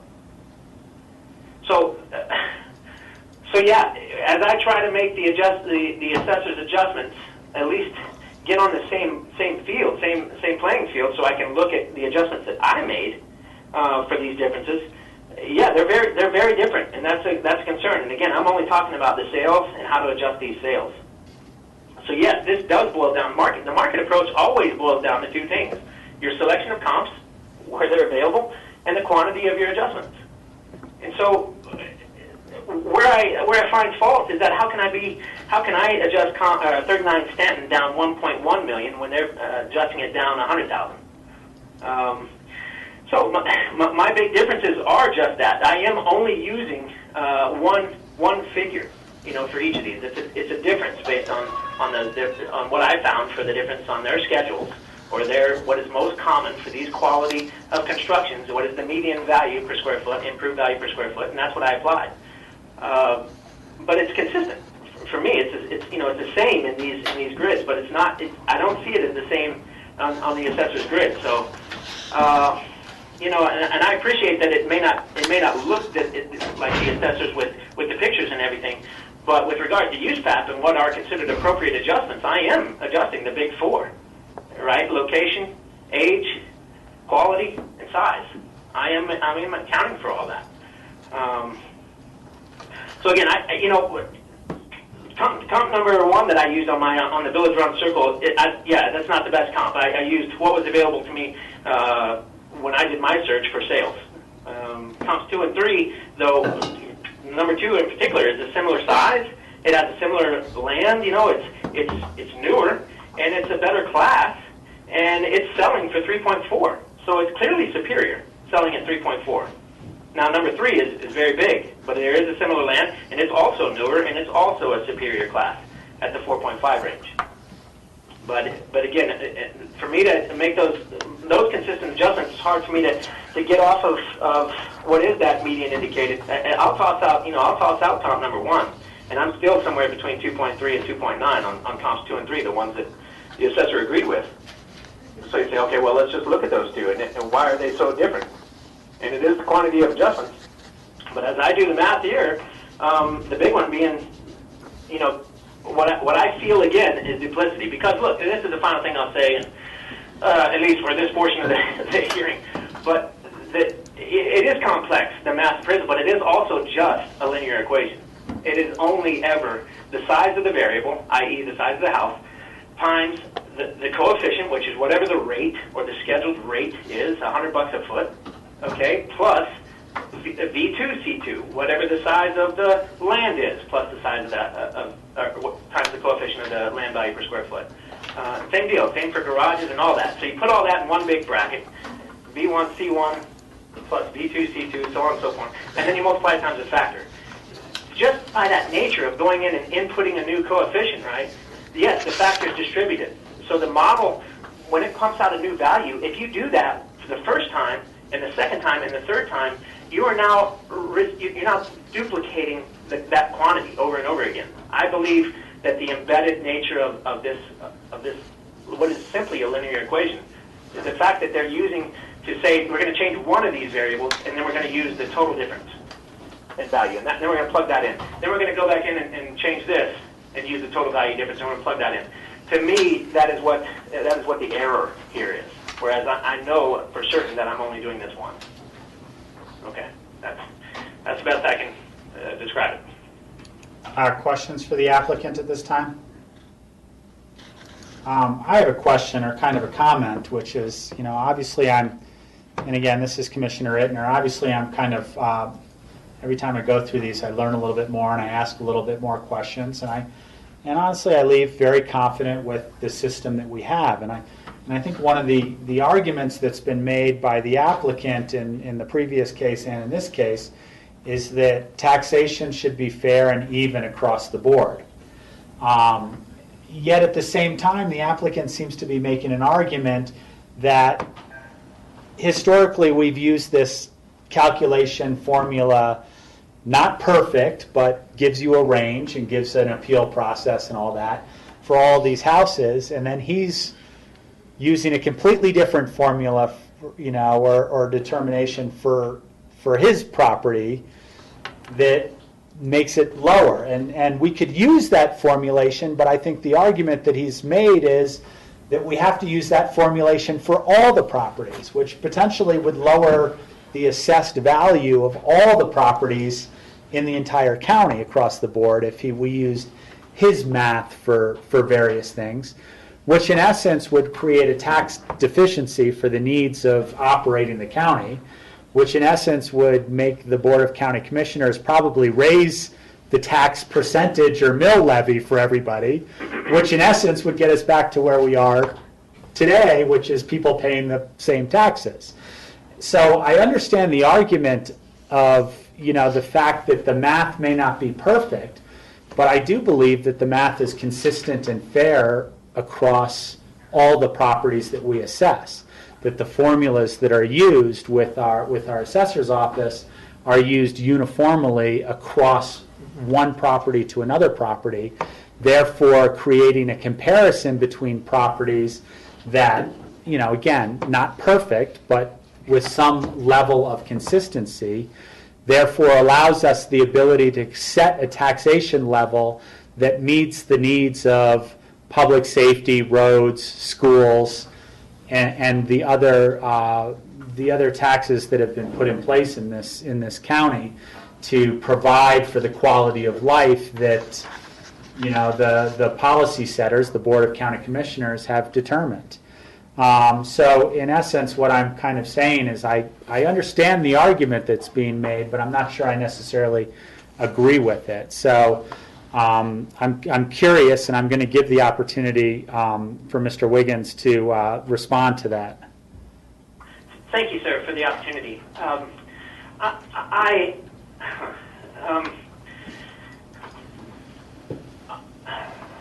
My concern, you're correct, is for fair treatment. We don't in the assessment world get into taxation. That's of course for all the others. We only worry about value. My regard is for standards of math appraisal that have to be applied consistently. And there's no way, there's absolutely no way on page 7 that you can tell me if you go to page 7 and you look across at the improvement value of these comps. These are all properties that are, Bridge Lane, Edgewood, Creek Lane, all in the same neighborhood code. These are all similar land values, right? There's no way that I can justify that these are on the so-called same schedule. The schedule guarantees the integrity of taxation, the fairness. There's no way that the improvement value for the subject can be $1,037,400, and for Comp 1, the improvement value can be $260,000, or for Comp 4, it can be $395,000. Right? There's just no way that's possible, because these houses are not that different in size. And if you say it's because of the quality, then I sincerely disagree. And I say, well, show me. And then when you do show me on the sales grid, when you show me the difference in quality or the quantity, I'm finding that it's vastly different. It's almost 50% different from Comp 3 and Comp 4. It is 318 to 445. So yeah, then I start to raise red flags. So, well, okay, I don't know what to say to my client. I don't know what to say. I can't tell you what. Yeah, I wish that we had an improvement value of $400,000 or $500,000 too, depreciated, but we don't. Now whether or not we're going to set laws here, or we're going to entertain this approach where I'm looking at these other appraised values, yes, sir, that is precisely what That's precisely what I'm talking about, and I'm not asking you to break into a whole new methodology of mass appraisal. I understand the error that's embedded in any mass appraisal model. I totally get it. But what I hope for is that I'm treated the same, that I'm a part of a schedule, right? And I feel like up here there's a lot of interim use in this subdivision, which is very tough for mass appraiser. It's very tough to handle.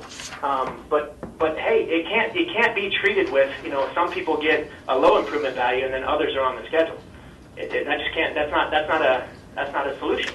But that's what I'm seeing as an issue, and I'll maintain that I believe on this page 7 that these are indications of market value. But what I'm gravely concerned with is the quantity and the calculation of these adjustments. How is it possible that my neighbors can have such low improvement values, and yet we are maintained at such a high level? So.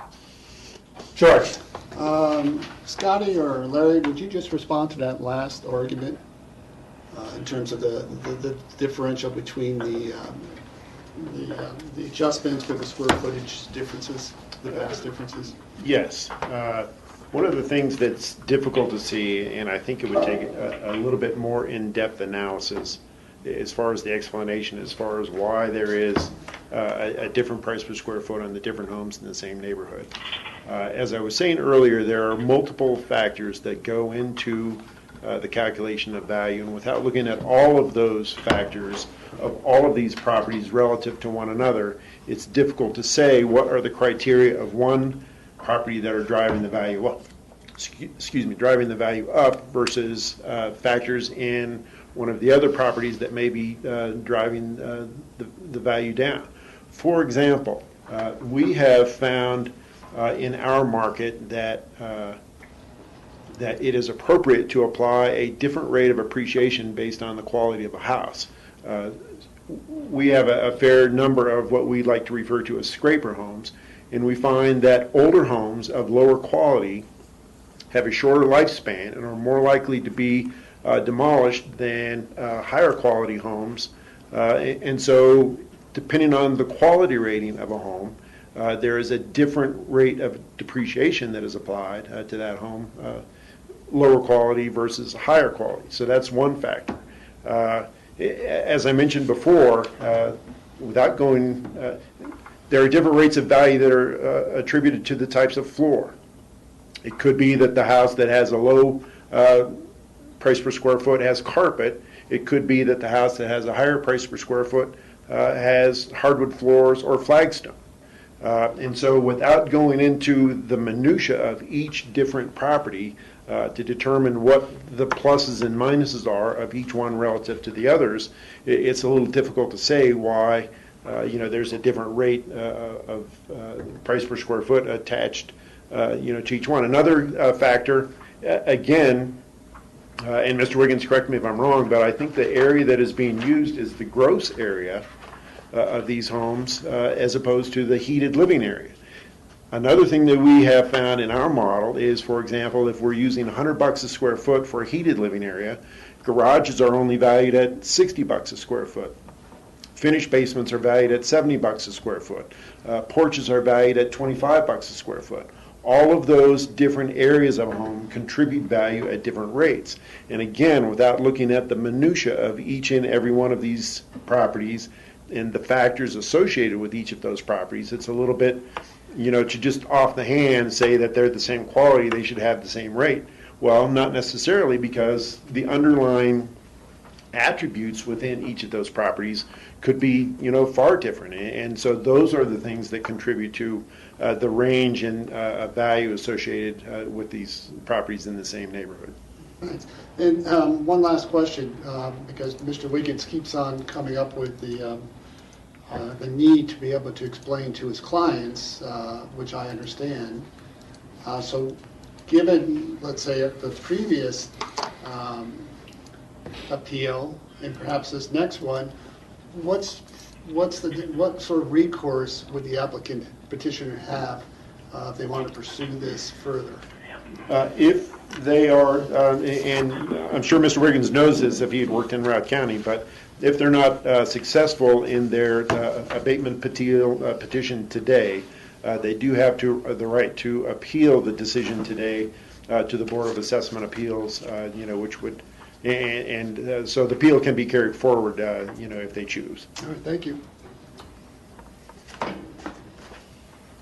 All right, we're at the board's table at this time for any additional comments or questions or a motion.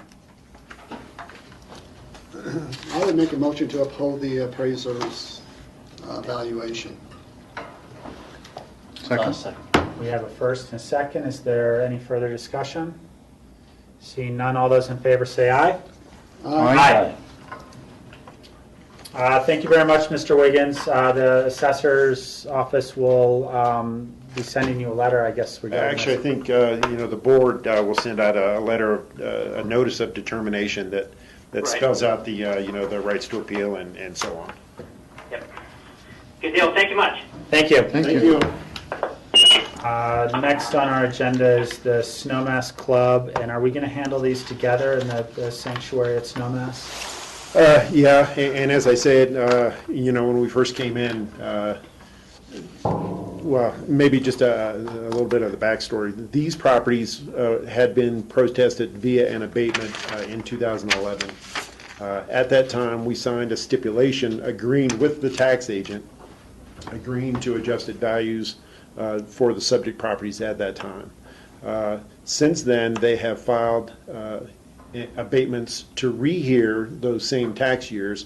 In the position of the assessor's office, in consultation with the attorney's office, is that once the property has been adjudicated via the earlier appeal process, you basically get one bite at the apple. And so we were recommending that it be denied from the standpoint that they had already agreed to set values for tax year 2011. Tax year 2012, which is the second year of the two-year valuation cycle, should be the same level of value as the first. And so since they agreed to a value for the first year of the two-year cycle, the second year should follow at the same level of value, barring any changes to the property. It appears that this is a legal issue as to whether or not they have standing to come back and file an abatement for 2011 and 12, again, having been through the process once on those properties. And so they have sent me an email and said that they would request an administrative denial to allow them to go to the Board of Assessment Appeals, where that legal question could be answered as to whether or not they have standing to file an abatement again for a year that they have already protested. And so they are not appearing today, either in person or by phone. They are just requesting an administrative denial so that they can go forward. So our approach is to grant an administrative denial so they can move forward to the next appeal process. So any further discussion, or would someone like to make that motion? I'll move for the administrative denial. Second. I have a first and a second. Any more discussion? Seeing none, all those in favor say aye. Aye. And the final one on our agenda today is the Mother Lode Investors, and I And understand that- there's been a change to this application. That petition was withdrawn. So So we it don't is- even have to discuss it. Correct, it's off the table. Great. I will take a motion to adjourn our special meeting. So move. Second. First and a second. Any further discussion? Seeing none, all those in favor say aye. Aye. Scotty, Larry, thank you very much. Thank you very much. Okay, thank you. A little bit early for our lunch. We'll be back here at 1 o'clock for the rest of our agenda. Do you want to make? Yeah. Can I ask something? Could we have an executive session today to discuss personnel matters? We can, although we've got some attorney issues today, Michael, because John Ely is out on a personal matter. Chris Selden is traveling. Laura is here if we have attorney questions. I don't have any questions. This is strictly a personnel matter, so I don't have any questions for the attorneys. So it would be questions just regarding among the board. Yes. Do we need to have legal presence during a personnel matter? No. Shall I go up and just discuss this with the legal's office and maybe go into an executive session during our open discussion? Yeah, if you feel If that necessary, works. but I would just like to have. Sure, a we can discussion. call an executive session whenever. Okay. So, but are you recommending that we have? I don't think so, Ken. I thought I mean- executive sessions have to be noticed. They have to be, yeah, they do. I- They have to.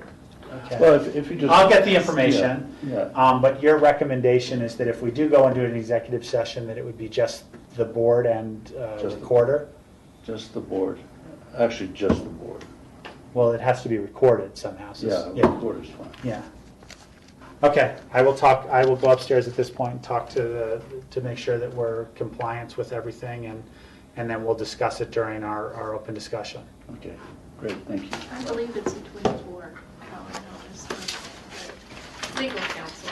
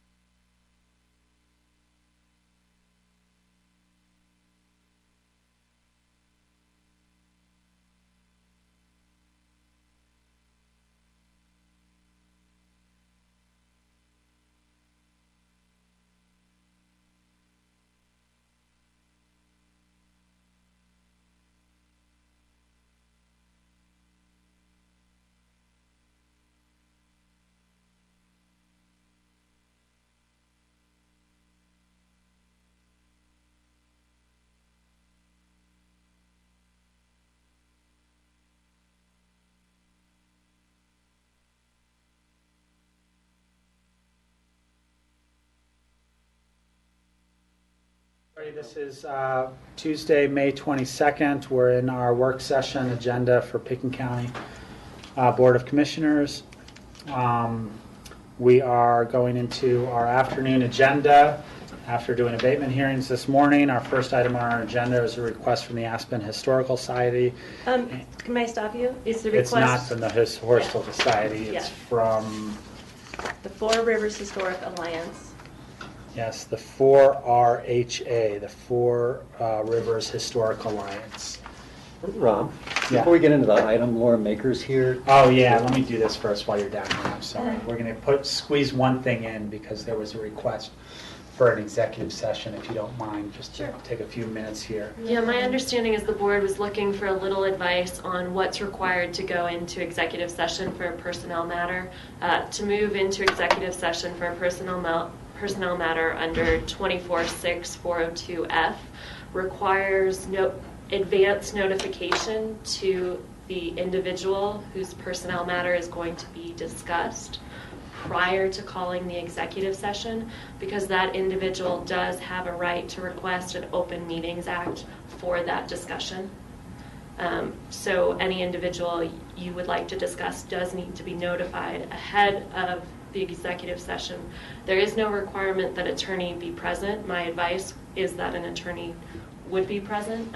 I don't know the details about what exactly you want to discuss, but I would caution you that you do need to notify an individual before you move into executive session, and that personnel matters can't include discussions of a board member or general personnel policies. It needs to be specific to one individual or specific named individuals.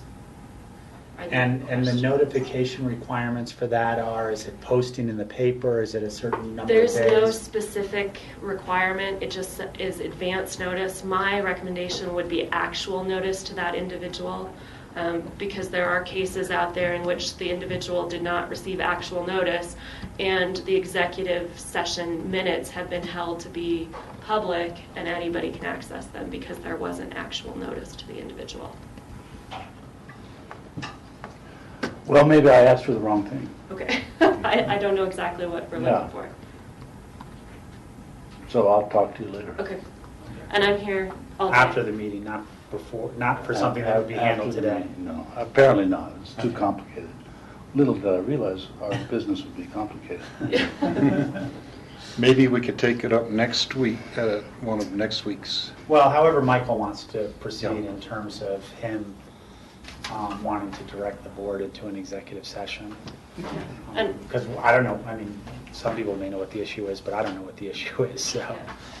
Well, I'm here all afternoon, so. Okay, thank you very much, Laura. Thanks. Or will you close that door? All right, so now we're back to our regular agenda. Thank you for that little brief interruption. So this is funding for the Four Rivers Historic Alliance, and generally with these things, we have a staff member give us a little bit of background, but I guess you're welcome to do that, and we'll go from there. Some of Sure. our staff were out today, unfortunately, on Yeah. some personal matters, so. Yeah. Hope that all goes well. And just for the cameras and stuff, you know, state your name and that stuff. Okay. My name's Lisa Hancock, and I'm here representing the Four Rivers Historic Alliance. I'm the current vice president. Daryl Munsell is a former vice president of the organization. The Four Rivers Historic Alliance was formed as a directive from the Board of County Commissioners when the Aspen Historical Society received a loan, emergency loan in 2005. One of the items stipulated was that we form a coalition of historic organizations in the valley to collaborate and work together. We've taken that very seriously and have done so. Pip Hubbard, who was with the Historical Society at the time, organized the group and brought the member organizations together. If you look on the map, you can see we go from Parachute to Eagle to Aspen, everything in between, Glenwood, Carbondale, Basalt, and up to Redstone. Thus the Four Rivers, Roaring Fork, Crystal, Colorado, and Eagle. So they sat down and discussed, this is before I was involved, what they could do as a group to better all of the organizations, and the thing that came up was marketing. The map idea was based off of Colorado tourism They do maps and signage, and they get counties together to pay into this project, and then they match some of the funds. That whole thing has kind of fallen through because they were charging $25,000 per site for this. And, you know, we looked at it and said, nobody can afford that. We don't want to do that. So we decided to put together our own map based on the map that Colorado Tourism was doing. Because frankly, just so everyone here knows, at the time, there was kind of a donut hole in the middle of the state where Pickens County and Eagle County were, that was not represented on any of their regions for Colorado Tourism. Since then, we've been included, but we weren't even in their system. So we did the map. We published last spring, was our first time. The budget I put together shows you the printing expense for the first map. It was 41 cents per map. This time we printed again this spring, and it was 35 cents per map because we did a larger printing. We wanted to, hopefully, Pickens County was interested in contributing for the spring of next year, so we have seed money for that. Because most of the money, as you can see on the budget, comes from our membership dues, and every organization pays in $150 per year. And then we got some grants from chambers and towns and different organizations, as well as some advertising, which came from the Aspen Historical Society, the Frontier Historical Society, and then 2 for-profit businesses that are historic in nature that were included. And we were hoping Pickens County would want to support this group that back in 2005 they asked us to put together. Questions? George? I have a question just regarding the loan. How is it that the county was able to give a loan to another entity? I wasn't aware we were able to do that. It's a good question, and George, I don't know the answer to that. It's paid back, just so you know. Right, but it's more of a It's no longer out there. It's more of a legal question in terms of the county, just as public funds.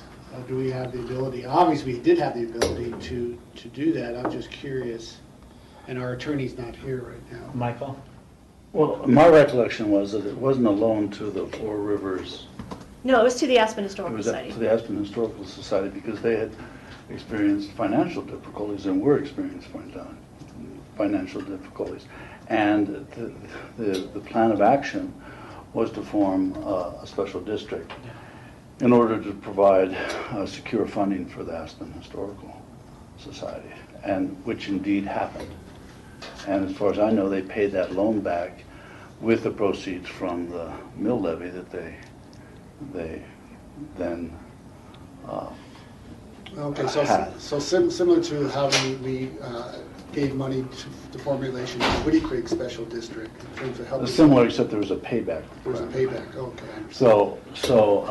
So that's my recollection. So it actually had, you know, the link between the difficulty I'm having is the link between the Four Rivers Historical Association and the Aspen Historical Society. Apparently, they're 2 different things, and so I don't know. So Let's ask that question. I'd like to ask that question. How are the 2 connected at present day? Are they 2 We are completely separate nonprofits? Yes. Does one parent the other? Or? What it is the Aspen Historical Society was the initiator of forming the Four Rivers Historic Alliance, again, because of the county loan and the stipulation within. And it was a good idea. It's not like I'm blaming anyone. I think it was fabulous. Then once it got up and running, the Historical Society is just a member. We're just, I serve on the board, but I'm not the president. The president is Kathy, what did you say her last name? Hiker from Eagle County, from their Historical Society. Cindy Hines from Frontier Historical Society is the treasurer. And actually, I think Jackie Spuler is the president and Kathy is the secretary. So it's just an organization that's operating on its own 2 feet now without the Aspen Historical Society driving it. We all have the equal voting rights, and we're just a member of it now. So. And the extent of 4RHA is just this map, or do they do a lot more? We do, I think that's been the main thing, and it's taken, it's just an organization of mostly volunteers. It's taken a lot of time and effort to get Sure. the map put out. But the other thing that we have done is, because we have a full-time paid staff, I've done site visits to different museums gratis to help them look at their conservation needs or their organizational needs, to do assessment visits. So I went to the Mount Cypress Historical Society, and they asked, they got the Thompson House, they had some conservation issues, and I gave them some low-cost methods, as well as what you really would want to do as best practices. I also went to Rifle and met with them. They have since, they used to have a historical society and a museum, which were two separate entities, and they neither could get funding. And I'm not taking full credit because they did the work, but saying this is crazy. You're a small town, you need one institution, and they've combined, and now they've gotten funding from their city government to redo their building. I mean, they're really doing great. SILT is doing great. Very much so. SILT has had a lot of new members and energy put in because they see what other organizations are doing. And that's really the role of Four Rivers, is to look at what everyone's doing and get ideas and get momentum and solve problems. And that's what we've been doing. Lisa, do you have any additional background on what you called the stipulation of creating this organization? I mean, was it a requirement of the loan? Was it a suggestion of the loan? I think it was. Was it, and then more importantly, was it you guys, with the loan and the new taxing district, should that taxing district support this organization? Because now you're saying the taxing district doesn't have enough money to support what we kind of mandated to try to get set up. I don't think the language in the loan, and we would have to look at that closely, said that it was to support this. We look at it as only the Aspen Historical Society is in the tax district who is a member of this organization. Yeah. So other counties and other chambers and other towns have all contributed. So we just looked at this year, Aspen hadn't done anything other than the Aspen Historical Society being a member and advertising. And I just said, I'm going to approach the chamber, because other people were approaching their city governments, their chamber governments, their county governments. And I just said, it's time for us to do that. I approached the chamber, and they gave us $250 because it is a promotional piece. And I'm approaching you guys with a higher ask because I thought it was just an appropriate support for this organization. That. Yes. I might add a little bit. Daryl Munsell, I am a board member of the Redstone Historical Society, and I'm vice president of the Mount Cypress Historical Society, and I'm also a member of the Four Rivers Historical Alliance. First of all, I want to really thank Pitkin County officials for really, really supporting Redstone. I attended the memorial, the centennial anniversary memorial of the Ludlow Massacre this past weekend. And it was a big crowd. I got to talk to a lot of people, and several people said, oh, I visited Redstone here not too long ago. And those coke ovens, oh, they were impressed with it. They just thought that this was a marvelous project, and certainly Pitkin County played a very important role in the restoration and stabilization of those coke ovens. And every time I drive past the ovens, there are cars out there, people wanting more information. And so the coke ovens is a really important point of attraction for Redstone. And the Four Rivers Historical Alliance was organized in part to coordinate all of the activities for heritage tourism of the communities in our district. I shouldn't say district, but in our area. And we certainly, in addition to printing the map, which has been a great success, we are also engaged in other aspects of organization and coordination of all of these communities. Mount Sopris Historical Society has been talking with the Garfield commissioners in connection with the possibility of forming a recreational district that would help with tax money, with a tax levy, to support historic preservation. Now, this would be mainly, of course, in Garfield County.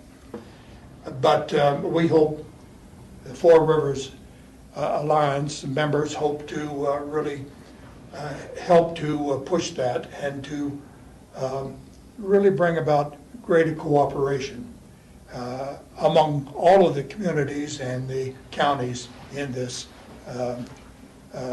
alliance. So I think the Four Rivers really plays a very, very important role in these efforts, and we hope to be even more active in the future, and I think we will be. George? So the request before us now, is this just a one-time request, or is this going to be an ongoing request every time you need to do a reprint? No, I'll have to answer that. We haven't, as a group, discussed it. Everyone sort of goes to their funders, local funders, as they feel it's necessary. I wouldn't reapproach Picken County for probably at least 3 years to help funding for this. We've gone through, and it's been really successful, the map. Everyone says it just flies off the shelf. People love it. And of course, it's free. It's handed out at portals on I-70, at Parachute, at the Rifle Chamber of Commerce, at the Eagle County Breast Stop, and also at Independence Pass, so that any portal into the area has these maps to drive the tourism there. So they've been really highly sought after. We go through them really fast, but we don't have advertising. We don't have. It's not one of those maps that's done with someone goes out and gets a bunch of businesses to advertise, and then it looks. You have a map this big and you have gigantic ads everywhere. That's not what we were after. So we need support. We can spend most of our membership dues on it, and that's what we have done in the past. But we thought it'd be nice to have this seed money so that we can use our membership dues to do some other projects for the next printing for next spring. And then can you also tell us who else is contributing and to what extent? You mentioned the chamber here, yeah. But you also mentioned you had other counties who were supporting. Well, it's not counties yet, I don't believe, but it's towns and other chambers have contributed. If you look on the map, there's a sponsor list in a brown box on the map part. I believe it's on the right. Thanks to our sponsors. Yeah. And that is a list of all the entities that have contributed. It's in the brown box. Aspen Chamber, Eagle Chamber, Town of Eagle, Town of Basalt, and I think actually Garfield County, didn't they? I think Garfield County has. Yeah, and so they didn't make it on there somehow, But for last year's, they contributed. Yeah. And we have an idea in terms of sort of the range of the contributions?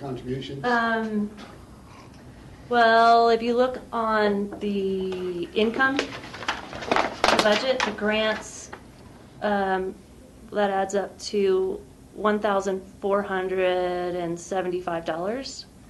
So it's the grants and advertising? No, just the grants. 1,400. And if you look at where you're seeing that. Grants number 1 and grants number 2 for the two printings. I see both grants. Yeah. And then the advertising. And what we did is there's 2 for-profit businesses that are historic, like with the Redstone Inn. We asked them to contribute to be on the map because it's appropriate that they're on the map. They're as much a tourist attraction as they are a business. So they contributed. And then there are several organizations that are listed, like the National Mining Museum and Hall of Fame in Leadville and the Colorado Ski Museum and Hall of Fame in Vail. and they contributed to be on the map, but they're not members in the organization. So we've been trying to be fair and make sure that if you're represented, you are paying into it and helping pay these printing costs. Yeah, so you've got a total of, as you said, about 1,450 grants from these sponsors, and your request before us now is for $2,000. That's correct. Which is a substantial amount above and beyond what all the current sponsors are doing. Yeah. And we actually have, well, we have Redstone, which is a gem, but we also have many other parts of the valley and beyond. Mm-hmm. So. And you have Albany Barn and the kilns, right, that are in Pitkin County, as well as the 4 Aspen Historical Society sites. Albany Barn is actually in Eagle County, I believe. Is it? Town of Basalt. Yeah. Anyway. I thought they were Pitkin County. But the 4 Aspen sites, both ghost towns, the Holden Meralt Barn and the Wheeler Stollard Museum. So yeah, frankly, we've asked organizations for grants, and usually we get half of what we ask for. Thus, the ask for 2,000, hoping we get 1,000. But that's just the way it works. But what we really hope is that you, as the Board of County Commissioners, see what we've done and are pleased with it, and in whatever level would like to support it. And for the board's reference, there are a couple funding sources that this could come from. It could come from our discretionary fund. We also have the strategic fund which deals with economic development. We put the money towards the Maroon Bells party from that fund. So just so that there's a reference as to where the money might come from. Well, I'm supportive of it. I remember when Georgia Hansen came before us a few years ago and talked about the idea of heritage tourism, and the potential for that. And this is actually, I see this as one aspect of that heritage tourism. I'm just not sure I'm comfortable with the $2,000 commitment, given where the level of other sponsors are. Michael. Yeah, I support, in general, I support this.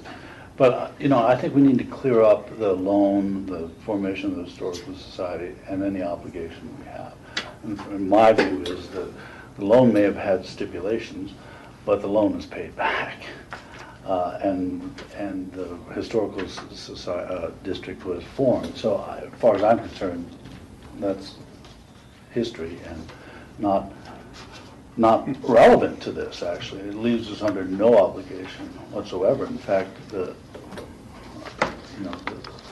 Historical Society should be well funded at this point. But I'm not, let me just finish this. So that's my view. I'm not here to argue it, I'm just here to give my view. So that's, I think that's what I'd like to put aside. Now, support of this is a different thing. And I think that, mentioning that we have a strategic fund and that we've already committed $5,000 to a celebration of the formation of the Wilderness Act this August, that seems like a good funding source for this. And so I could support funding this from that strategic fund, because I do think it actually leads to economic development in almost a straight line. So that's where I'm at. Steve? Lisa, looking on your accounting sheet here, it looks like last year's stuff is all paid for, the first printing, is that right?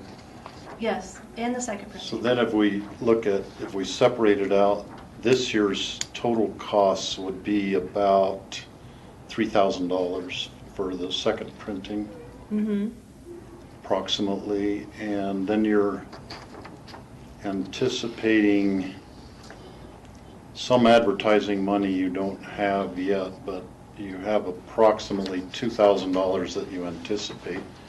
So you're coming up maybe $1,000 short on Well, let me just. your answer budget, that or did with- you have money left over from last year's also to put in? Yeah, we've already paid for this printing. What I'm asking for is for next year. So we know how many to go to print with. The main driver for this is that you see when you do 5,000 maps, they cost 41 cents each. When you do 7,500, it's 35 cents each. So we get a better deal. And we're just trying to be economical with knowing what money is coming up as opposed to doing it last minute and just scrounging for trying to decide, oh, we can scrape together enough for 4,500 maps. This way, if we had funding in there, we know exactly what we can do and then go from there and try to get a better If you price. raise more money, you could print more maps. Yeah, and then maybe we not wouldn't have to even. print them so soon. Yeah. Okay. Could you explain the thing about the or the parts of the county that are not within the taxing district, like Redstone, for instance? Well, Redstone having their own historical society, when Georgia set this up, it was the Aspen Historical Society that was floundering. This was before I was back on board. I worked there from 90 to 2000, and we had a staff of 3 people who did what 9 people do now. Now we're more professionally run. We have better programming. We do a better job at our ghost towns and all of our sites. Our archives are, our exhibits are winning awards. We're a very nice quality professional run institution. Whereas in the 90s when I was there before, it was a scrounging, trying to pay the electric bill. And literally one time I said, is there any pens? And they said, don't order any, we have no money. I mean, that's where we were. So I kind of lost the thought of the question because I got off on my little rant there. But the organization is now healthy. I did lose the. So then, but there is no, in Redstone, for instance, Oh, right. there's not a There's not a historical tax district. taxing district. No. It's just a volunteer organization that you have there. So the actual Aspen Historical Society covers Yeah, and they're a limited geographical area. right, here. because of the, I don't know why it was set up that way, but it was set up in the boundaries of the school district. Mhm. So the special district is the boundaries of the school district, and that is actually our collecting boundaries as well, although we do have stuff from Redstone and Glenwood and Basalt and in the collection, but we wouldn't take a lot of objects from those, but we have photos and things like that. So. Looking at I think $2,000 is too much of an ask. I support it also.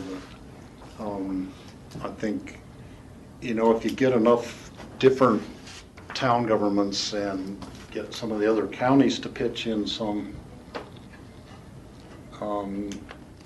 and I was going to suggest we promise $500 as, what we could give this year, and that would be kind of a challenge then to Eagle County government, Garfield County government, and, some other to, step up to the plate and put in some support. Because I'm looking at the map here, it goes clear over into, I don't know if that's Lake County, the places Lake County, Gunnison County, Yeah, the membership is all Garfield, Garfield, Eagle County, and so Picken. it covers a big area of counties. And That we actually included Lake and Gunnison County organizations just because it made sense for the map. It would just be you're doing the loop. Yeah, to do the loop, and then Yeah. if you're at Redstone, Marble's only up the road. So, but they're not members of the organization, just to clarify. And we wanted to coordinate with the byway, Yeah, scenic byways. Yeah, I was just going to ask that, Darrell. Are there any funds available through the scenic byways, or to tap into or piggyback off of printing when they do their maps? Is there some sort of economies We of scale? haven't approached that. But This, go I ahead. might say that this idea has been brought up, and it's something that we need to pursue. Because we did on the new map, mark the byway, scenic byway. And I have talked with them a little bit, and they certainly are supportive of our efforts, but we haven't really approached them as far as financial support. Yeah, because you have the scenic byways, which is not this entire area, but a portion of it that is doing their own map, driving tourism, to the communities along the scenic byway. So you've got one map here, you got another map here, so pretty soon you become overwhelmed, I always wonder about the shelf life and people picking it up one day, the next day it's out in the trash because they have so many different maps. Mm-hmm. So there's a proposal on the table by Steve for a $500 sponsorship. I'm assuming that would be from the strategic fund. How does that sound with the others? I can support that. It doesn't sound like enough to me. I mean, really, we gave $5,000 for a party. I would support $1,000. That would be you do have a point, Michael, putting all that into, one event thing, and this actually promotes, will help promote tourism in the area. We do to support the historical nature of our community as a tourist attraction. As Michael said, it's a direct line to economic development for specifically our summer travelers that drive by and might pick up this map as they're coming over Vail Pass and say, oh, let's go check this area out. They stay a night or two and it pays it back. So I would like to see it to be a sustainable thing going into the future, and part of maybe a little bit more additional advertising, a little bit more spread of reach of sponsorship or membership or those sorts of things. So I don't have a problem with that. What I wanted to see whether we can help you out in a way in terms of getting other counties to contribute. And I wonder if we committed $500, they'd have $500 for additional matching funds. Would that enhance the ability for you to go out to Garfield County, to Eagle County, and say, we've got a matching fund from Pickens County for up to $500. I'm just throwing that idea out. yeah, if they get one other county to do $1,000, we go up to $1,000. Yeah. You guys are the fundraisers. I If can't it works ask for for you, it works for you. I can't answer for how the politics are in Garfield and Eagle. Well, if you read the paper today here in Aspen, it worked in Aspen with the Maroon Bells. When we put in our $5,000, Aspen stepped up and put in more money to bring the ticket prices down, and that was part of our conversation. Was we want to see Aspen come back with a little bit more to bring the ticket price down, and I'm sure that came up in the meeting last night. So.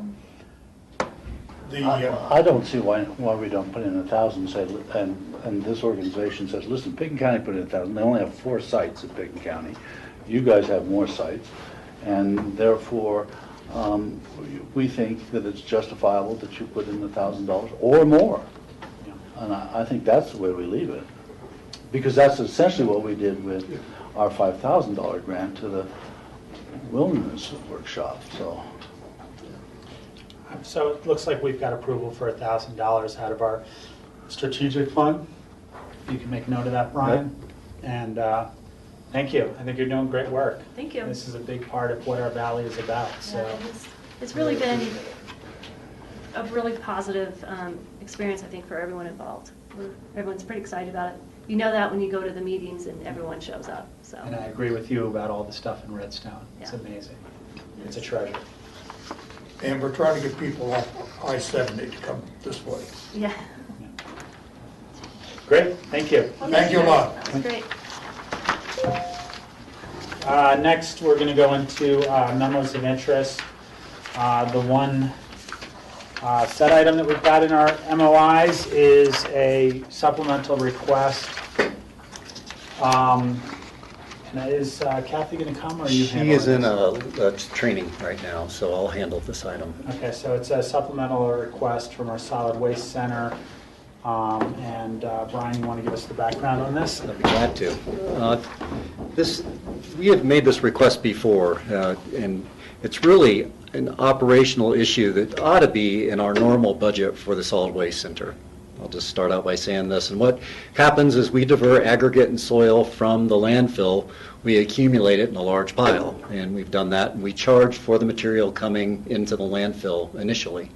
The board approved that cost to go up to $12.50 a ton. That will happen June 1st, so very soon. Once we get a large pile established, then we bring in a crusher through Heartland, our contractor, to crush the material into 3/4 inch road base, 4-inch minus, crusher fines, and then we're providing like a 1-inch screened rock this year. And then we sell that product. And so right now we've got a pile at the landfill that's in excess of 65,000 tons. It's a small mountain. The pressure right now to crush this mountain and provide the material for sale is the landfill is in a transition right now where we have been placing trash on the working face and growing a large amount of trash. We have hit the maximum amount where we can of growth in that area. So in about 12 months, we will cap the area we're in and move to where the aggregate pile is right now.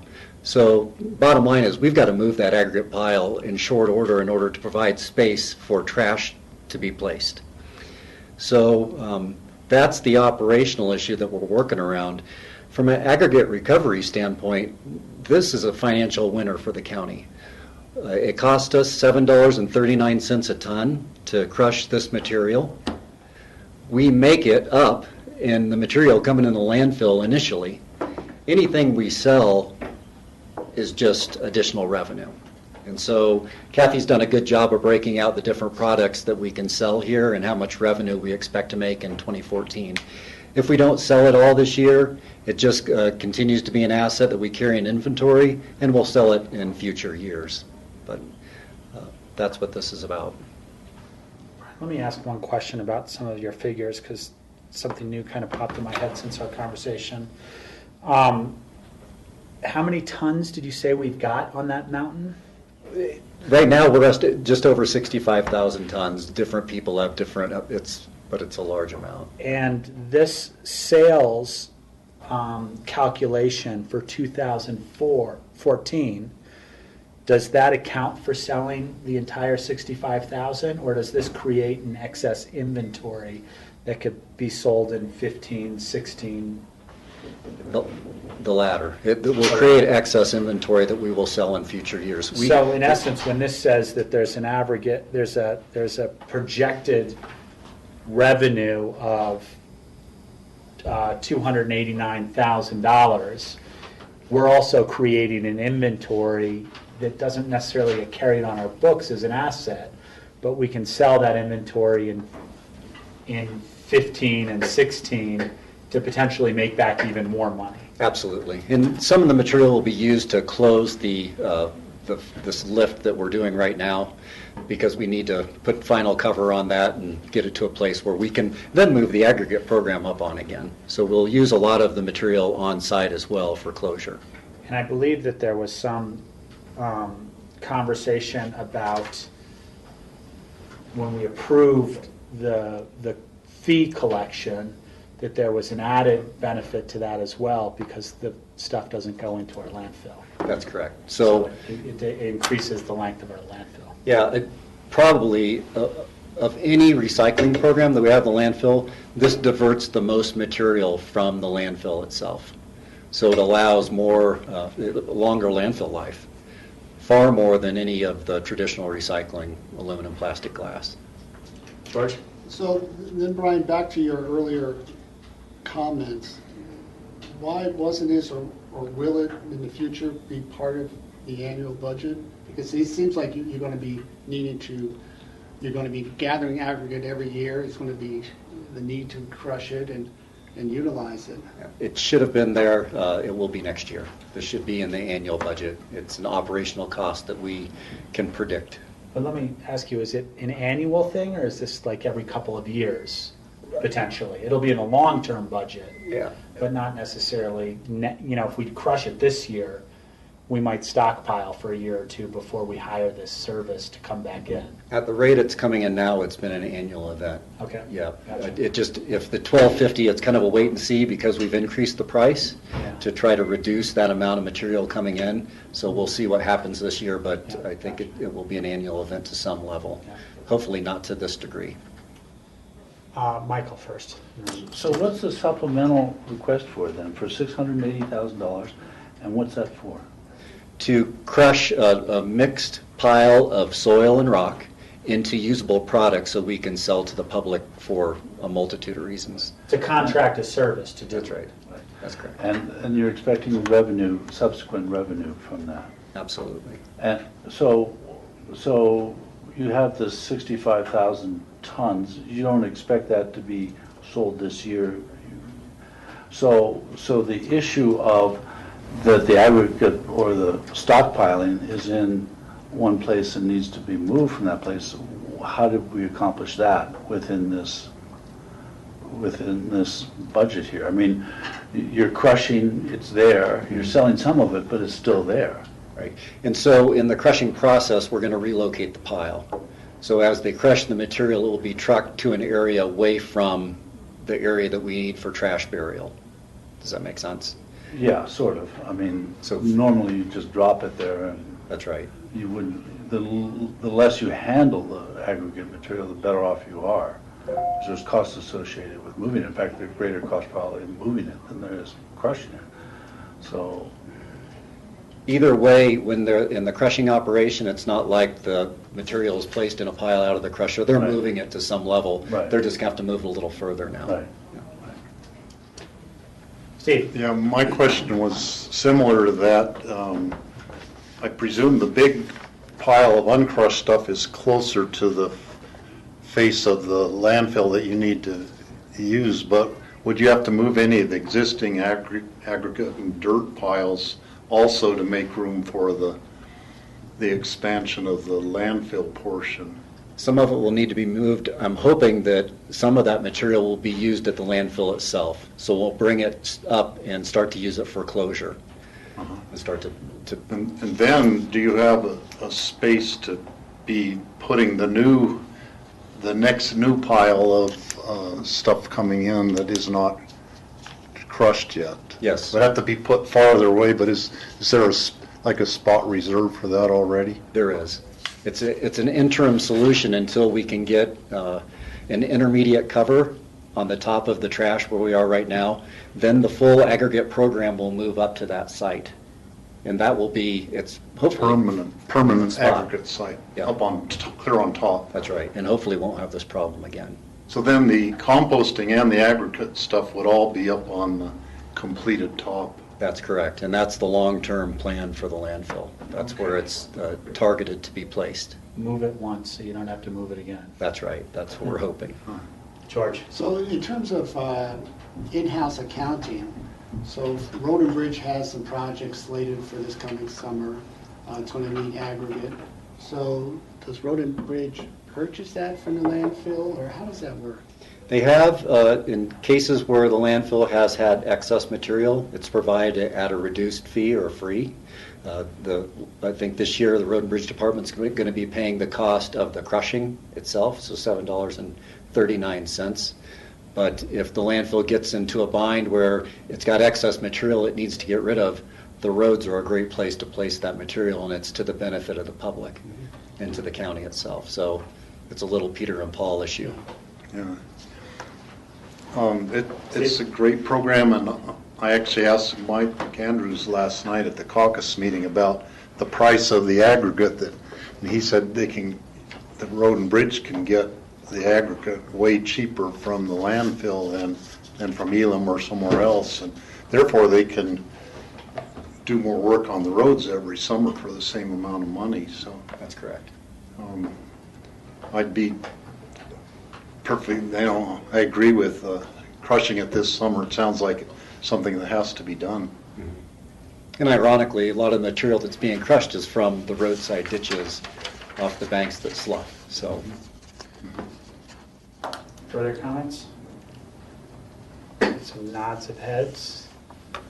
looks like across the board. I would just kind of say for the record, as I've said in the last supplemental, that we do have a bigger picture that needs to be presented to us, and some pieces that have kind of been put off for further decisions about the budgeting of the entire waste center. We just approved a supplemental budget last week or the week before for $165,000 for a study, a match for a study for our wastewater treatment up there, and we're just changed our recycling aspect, and at some point in our work session we need a bigger picture put together, but it looks like you've got approval across the board here for this one. We will bring that back, the larger picture. Future agendas.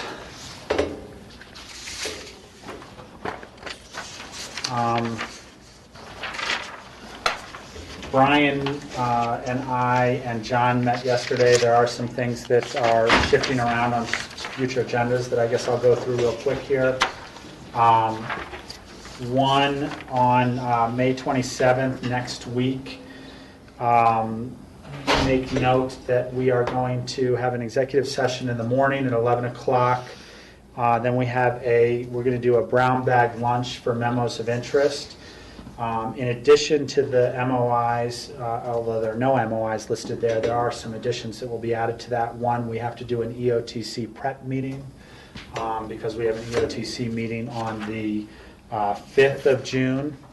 And we also have to do a City of Aspen prep meeting because we have a City of Aspen joint meeting on the 10th of June.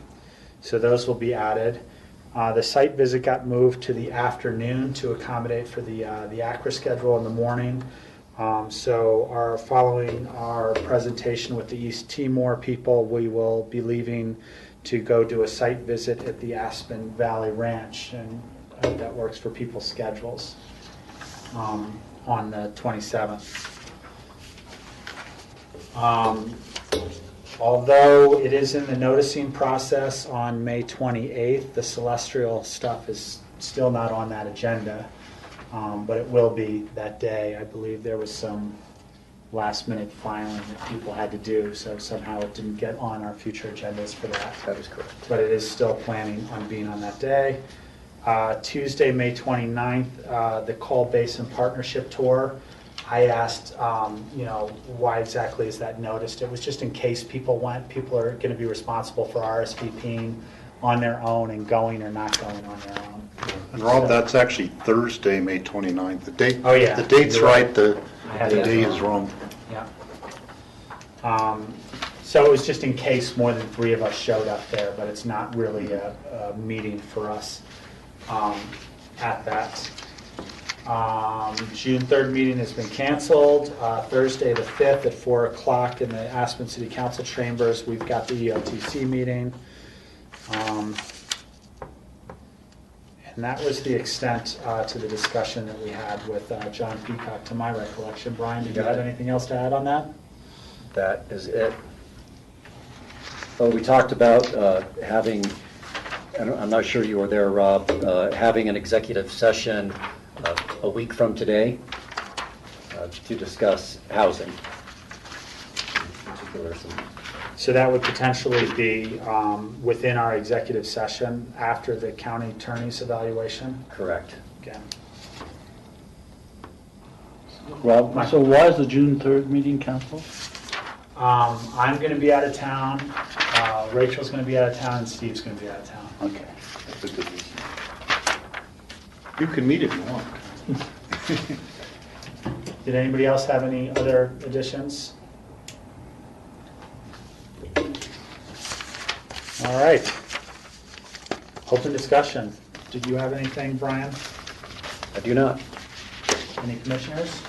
George? Brian, did you have an opportunity to meet with MRI about the recycling down in Basalt and That meeting is tomorrow. was tomorrow? Yeah, so we will talk about timing of when that site is open to the public. Talk MRI about or waste management? waste management. Yeah, I knew. Thank you, Michael.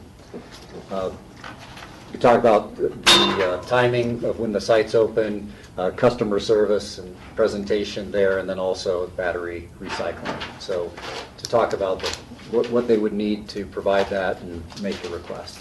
And then also, are they thinking about going through single stream there at that site or no? That will be discussed as well. So my question is, why are they providing all the separation at that site and not providing it single stream? So I'll bring that back after we talk to Waste Management. Yeah, good. Steve? We've taken to going to the Willett site to drop off our stuff and, put it in the separate bins. And I was talking to an employee there I asked him, there's single stream bins over there kind of parked behind. And I said, well, can we bring single stream in here? And he said, no, that's what they picked up elsewhere to load to go to Denver. They actually prefer to have the stuff separated, and they're going to continue. I think that's what they want to do, continue separating it into the different bins there at Willett's. Mm-hmm. But maybe one of the things to ask them, if somebody does bring in single stream there, I think they should provide a bin to put single stream stuff in also. Thank you. In hauling it to Denver, they'd rather have a whole load of cans and bottles, or the commingled as they call it, take it over there, and then their sorting over there is much simpler and more efficient for them. Mm-hmm. I think is their reasoning. Yeah, the site in Willits it's a transfer station where they do some pre-sorting before they send it out. But it would be great if we had that alternative for people that didn't sort to be able to dump it as well. So that's the avenue we're going to proceed with. There's actually more sorting needed at the Willett site than was previously at the BOCC site. Interesting. Yeah, because they got a bin just for glass, and then they have a bin just for plastics and aluminum. Well, they have a commingled. Yeah, well, it's pretty confusing, so I'm sure everyone is confused in terms of what goes where. They're sort of running around here and there. So anyway, it seems to be a little more complicated. Okay. I'll bring that issue back to the board then next week. Any other open discussion from board members? Seeing none, I will. Michael? Did you get a letter from Bennett Branson? I did get a letter from Bennett Branson, and it was regarding having a meeting with us to some extent, or talking with us, and it was referred to. I referred it to the attorney's office regarding the potential litigation that might move forward or not. Yeah, I just sent it on to John and said, deal with this. Yeah, I haven't responded. Yeah. I know Bennett personally, and I did go talk to him briefly. The issue does have to do with the Snowmass Creek litigation, the road litigation with the brothers' property. And I talked to John Peacock, John Ely, and Laura yesterday about that, to let them know what I had discussed with them. So it's a matter, and John Peacock had meant to send out an email to all of us just saying, the attorney's office warning us to, it has to do with the legal thing. Well, we should try to develop a policy on that, because I think what people's goals are is sort of divide and conquer and get the story they want to hear from one or two commissioners. So when you have I think we need to decide those letters need to be referred to John or either John, rather than get in discussions, because 4 of us or 5 of us getting into a discussion with Bennett is just not fruitful and not good for him and not good for the county. Yeah. And frankly, it's anything with personnel or anything that's in litigation is not appropriate for us to be discussing regardless. Right. I would probably add potential litigation as well. But he didn't actually. I know. The problem was it was a veiled letter, I thought. I didn't know what the hell he was talking about, quite frankly. It could have been anything. Well, it did mention personnel. Yeah, So- it so right off mentioned, the bat, that- it mentioned somebody in the county that we should know about. Yeah, so right So, right yeah. away, that's. But that's that was a red still flag. vague. It was a red flag for me not Yeah. to be discussing it with him. Which is why I sent it on to John. Yeah. So I think we need to treat those letters carefully and not individually. I agree. Is this an issue that ought to come back to the board for discussion, so we're abundantly clear on how to handle those in the future? I think maybe you should address it with, put a note out to the attorney's office to maybe update us on this particular issue and how to address it. Got it. There'll probably be a 2-minute discussion. Yes. But, I'm sorry. Go ahead. But just in terms of policy, I think it's a good idea for us to have that discussion with the attorney's office. Yeah, Yes. yeah, no, I agree. So maybe do both. Yes. Okay. Yeah, and Rachel apparently had forwarded that email to the attorney's office right before she was running out to Alaska. Or maybe already she was in Alaska and just sent it on to them. And the attorney's office probably should have notified all of us right away, or, Yeah. sent something out. Any other further discussion? Seeing none, I'll call the meeting adjourned. Thank you very much. Thank you.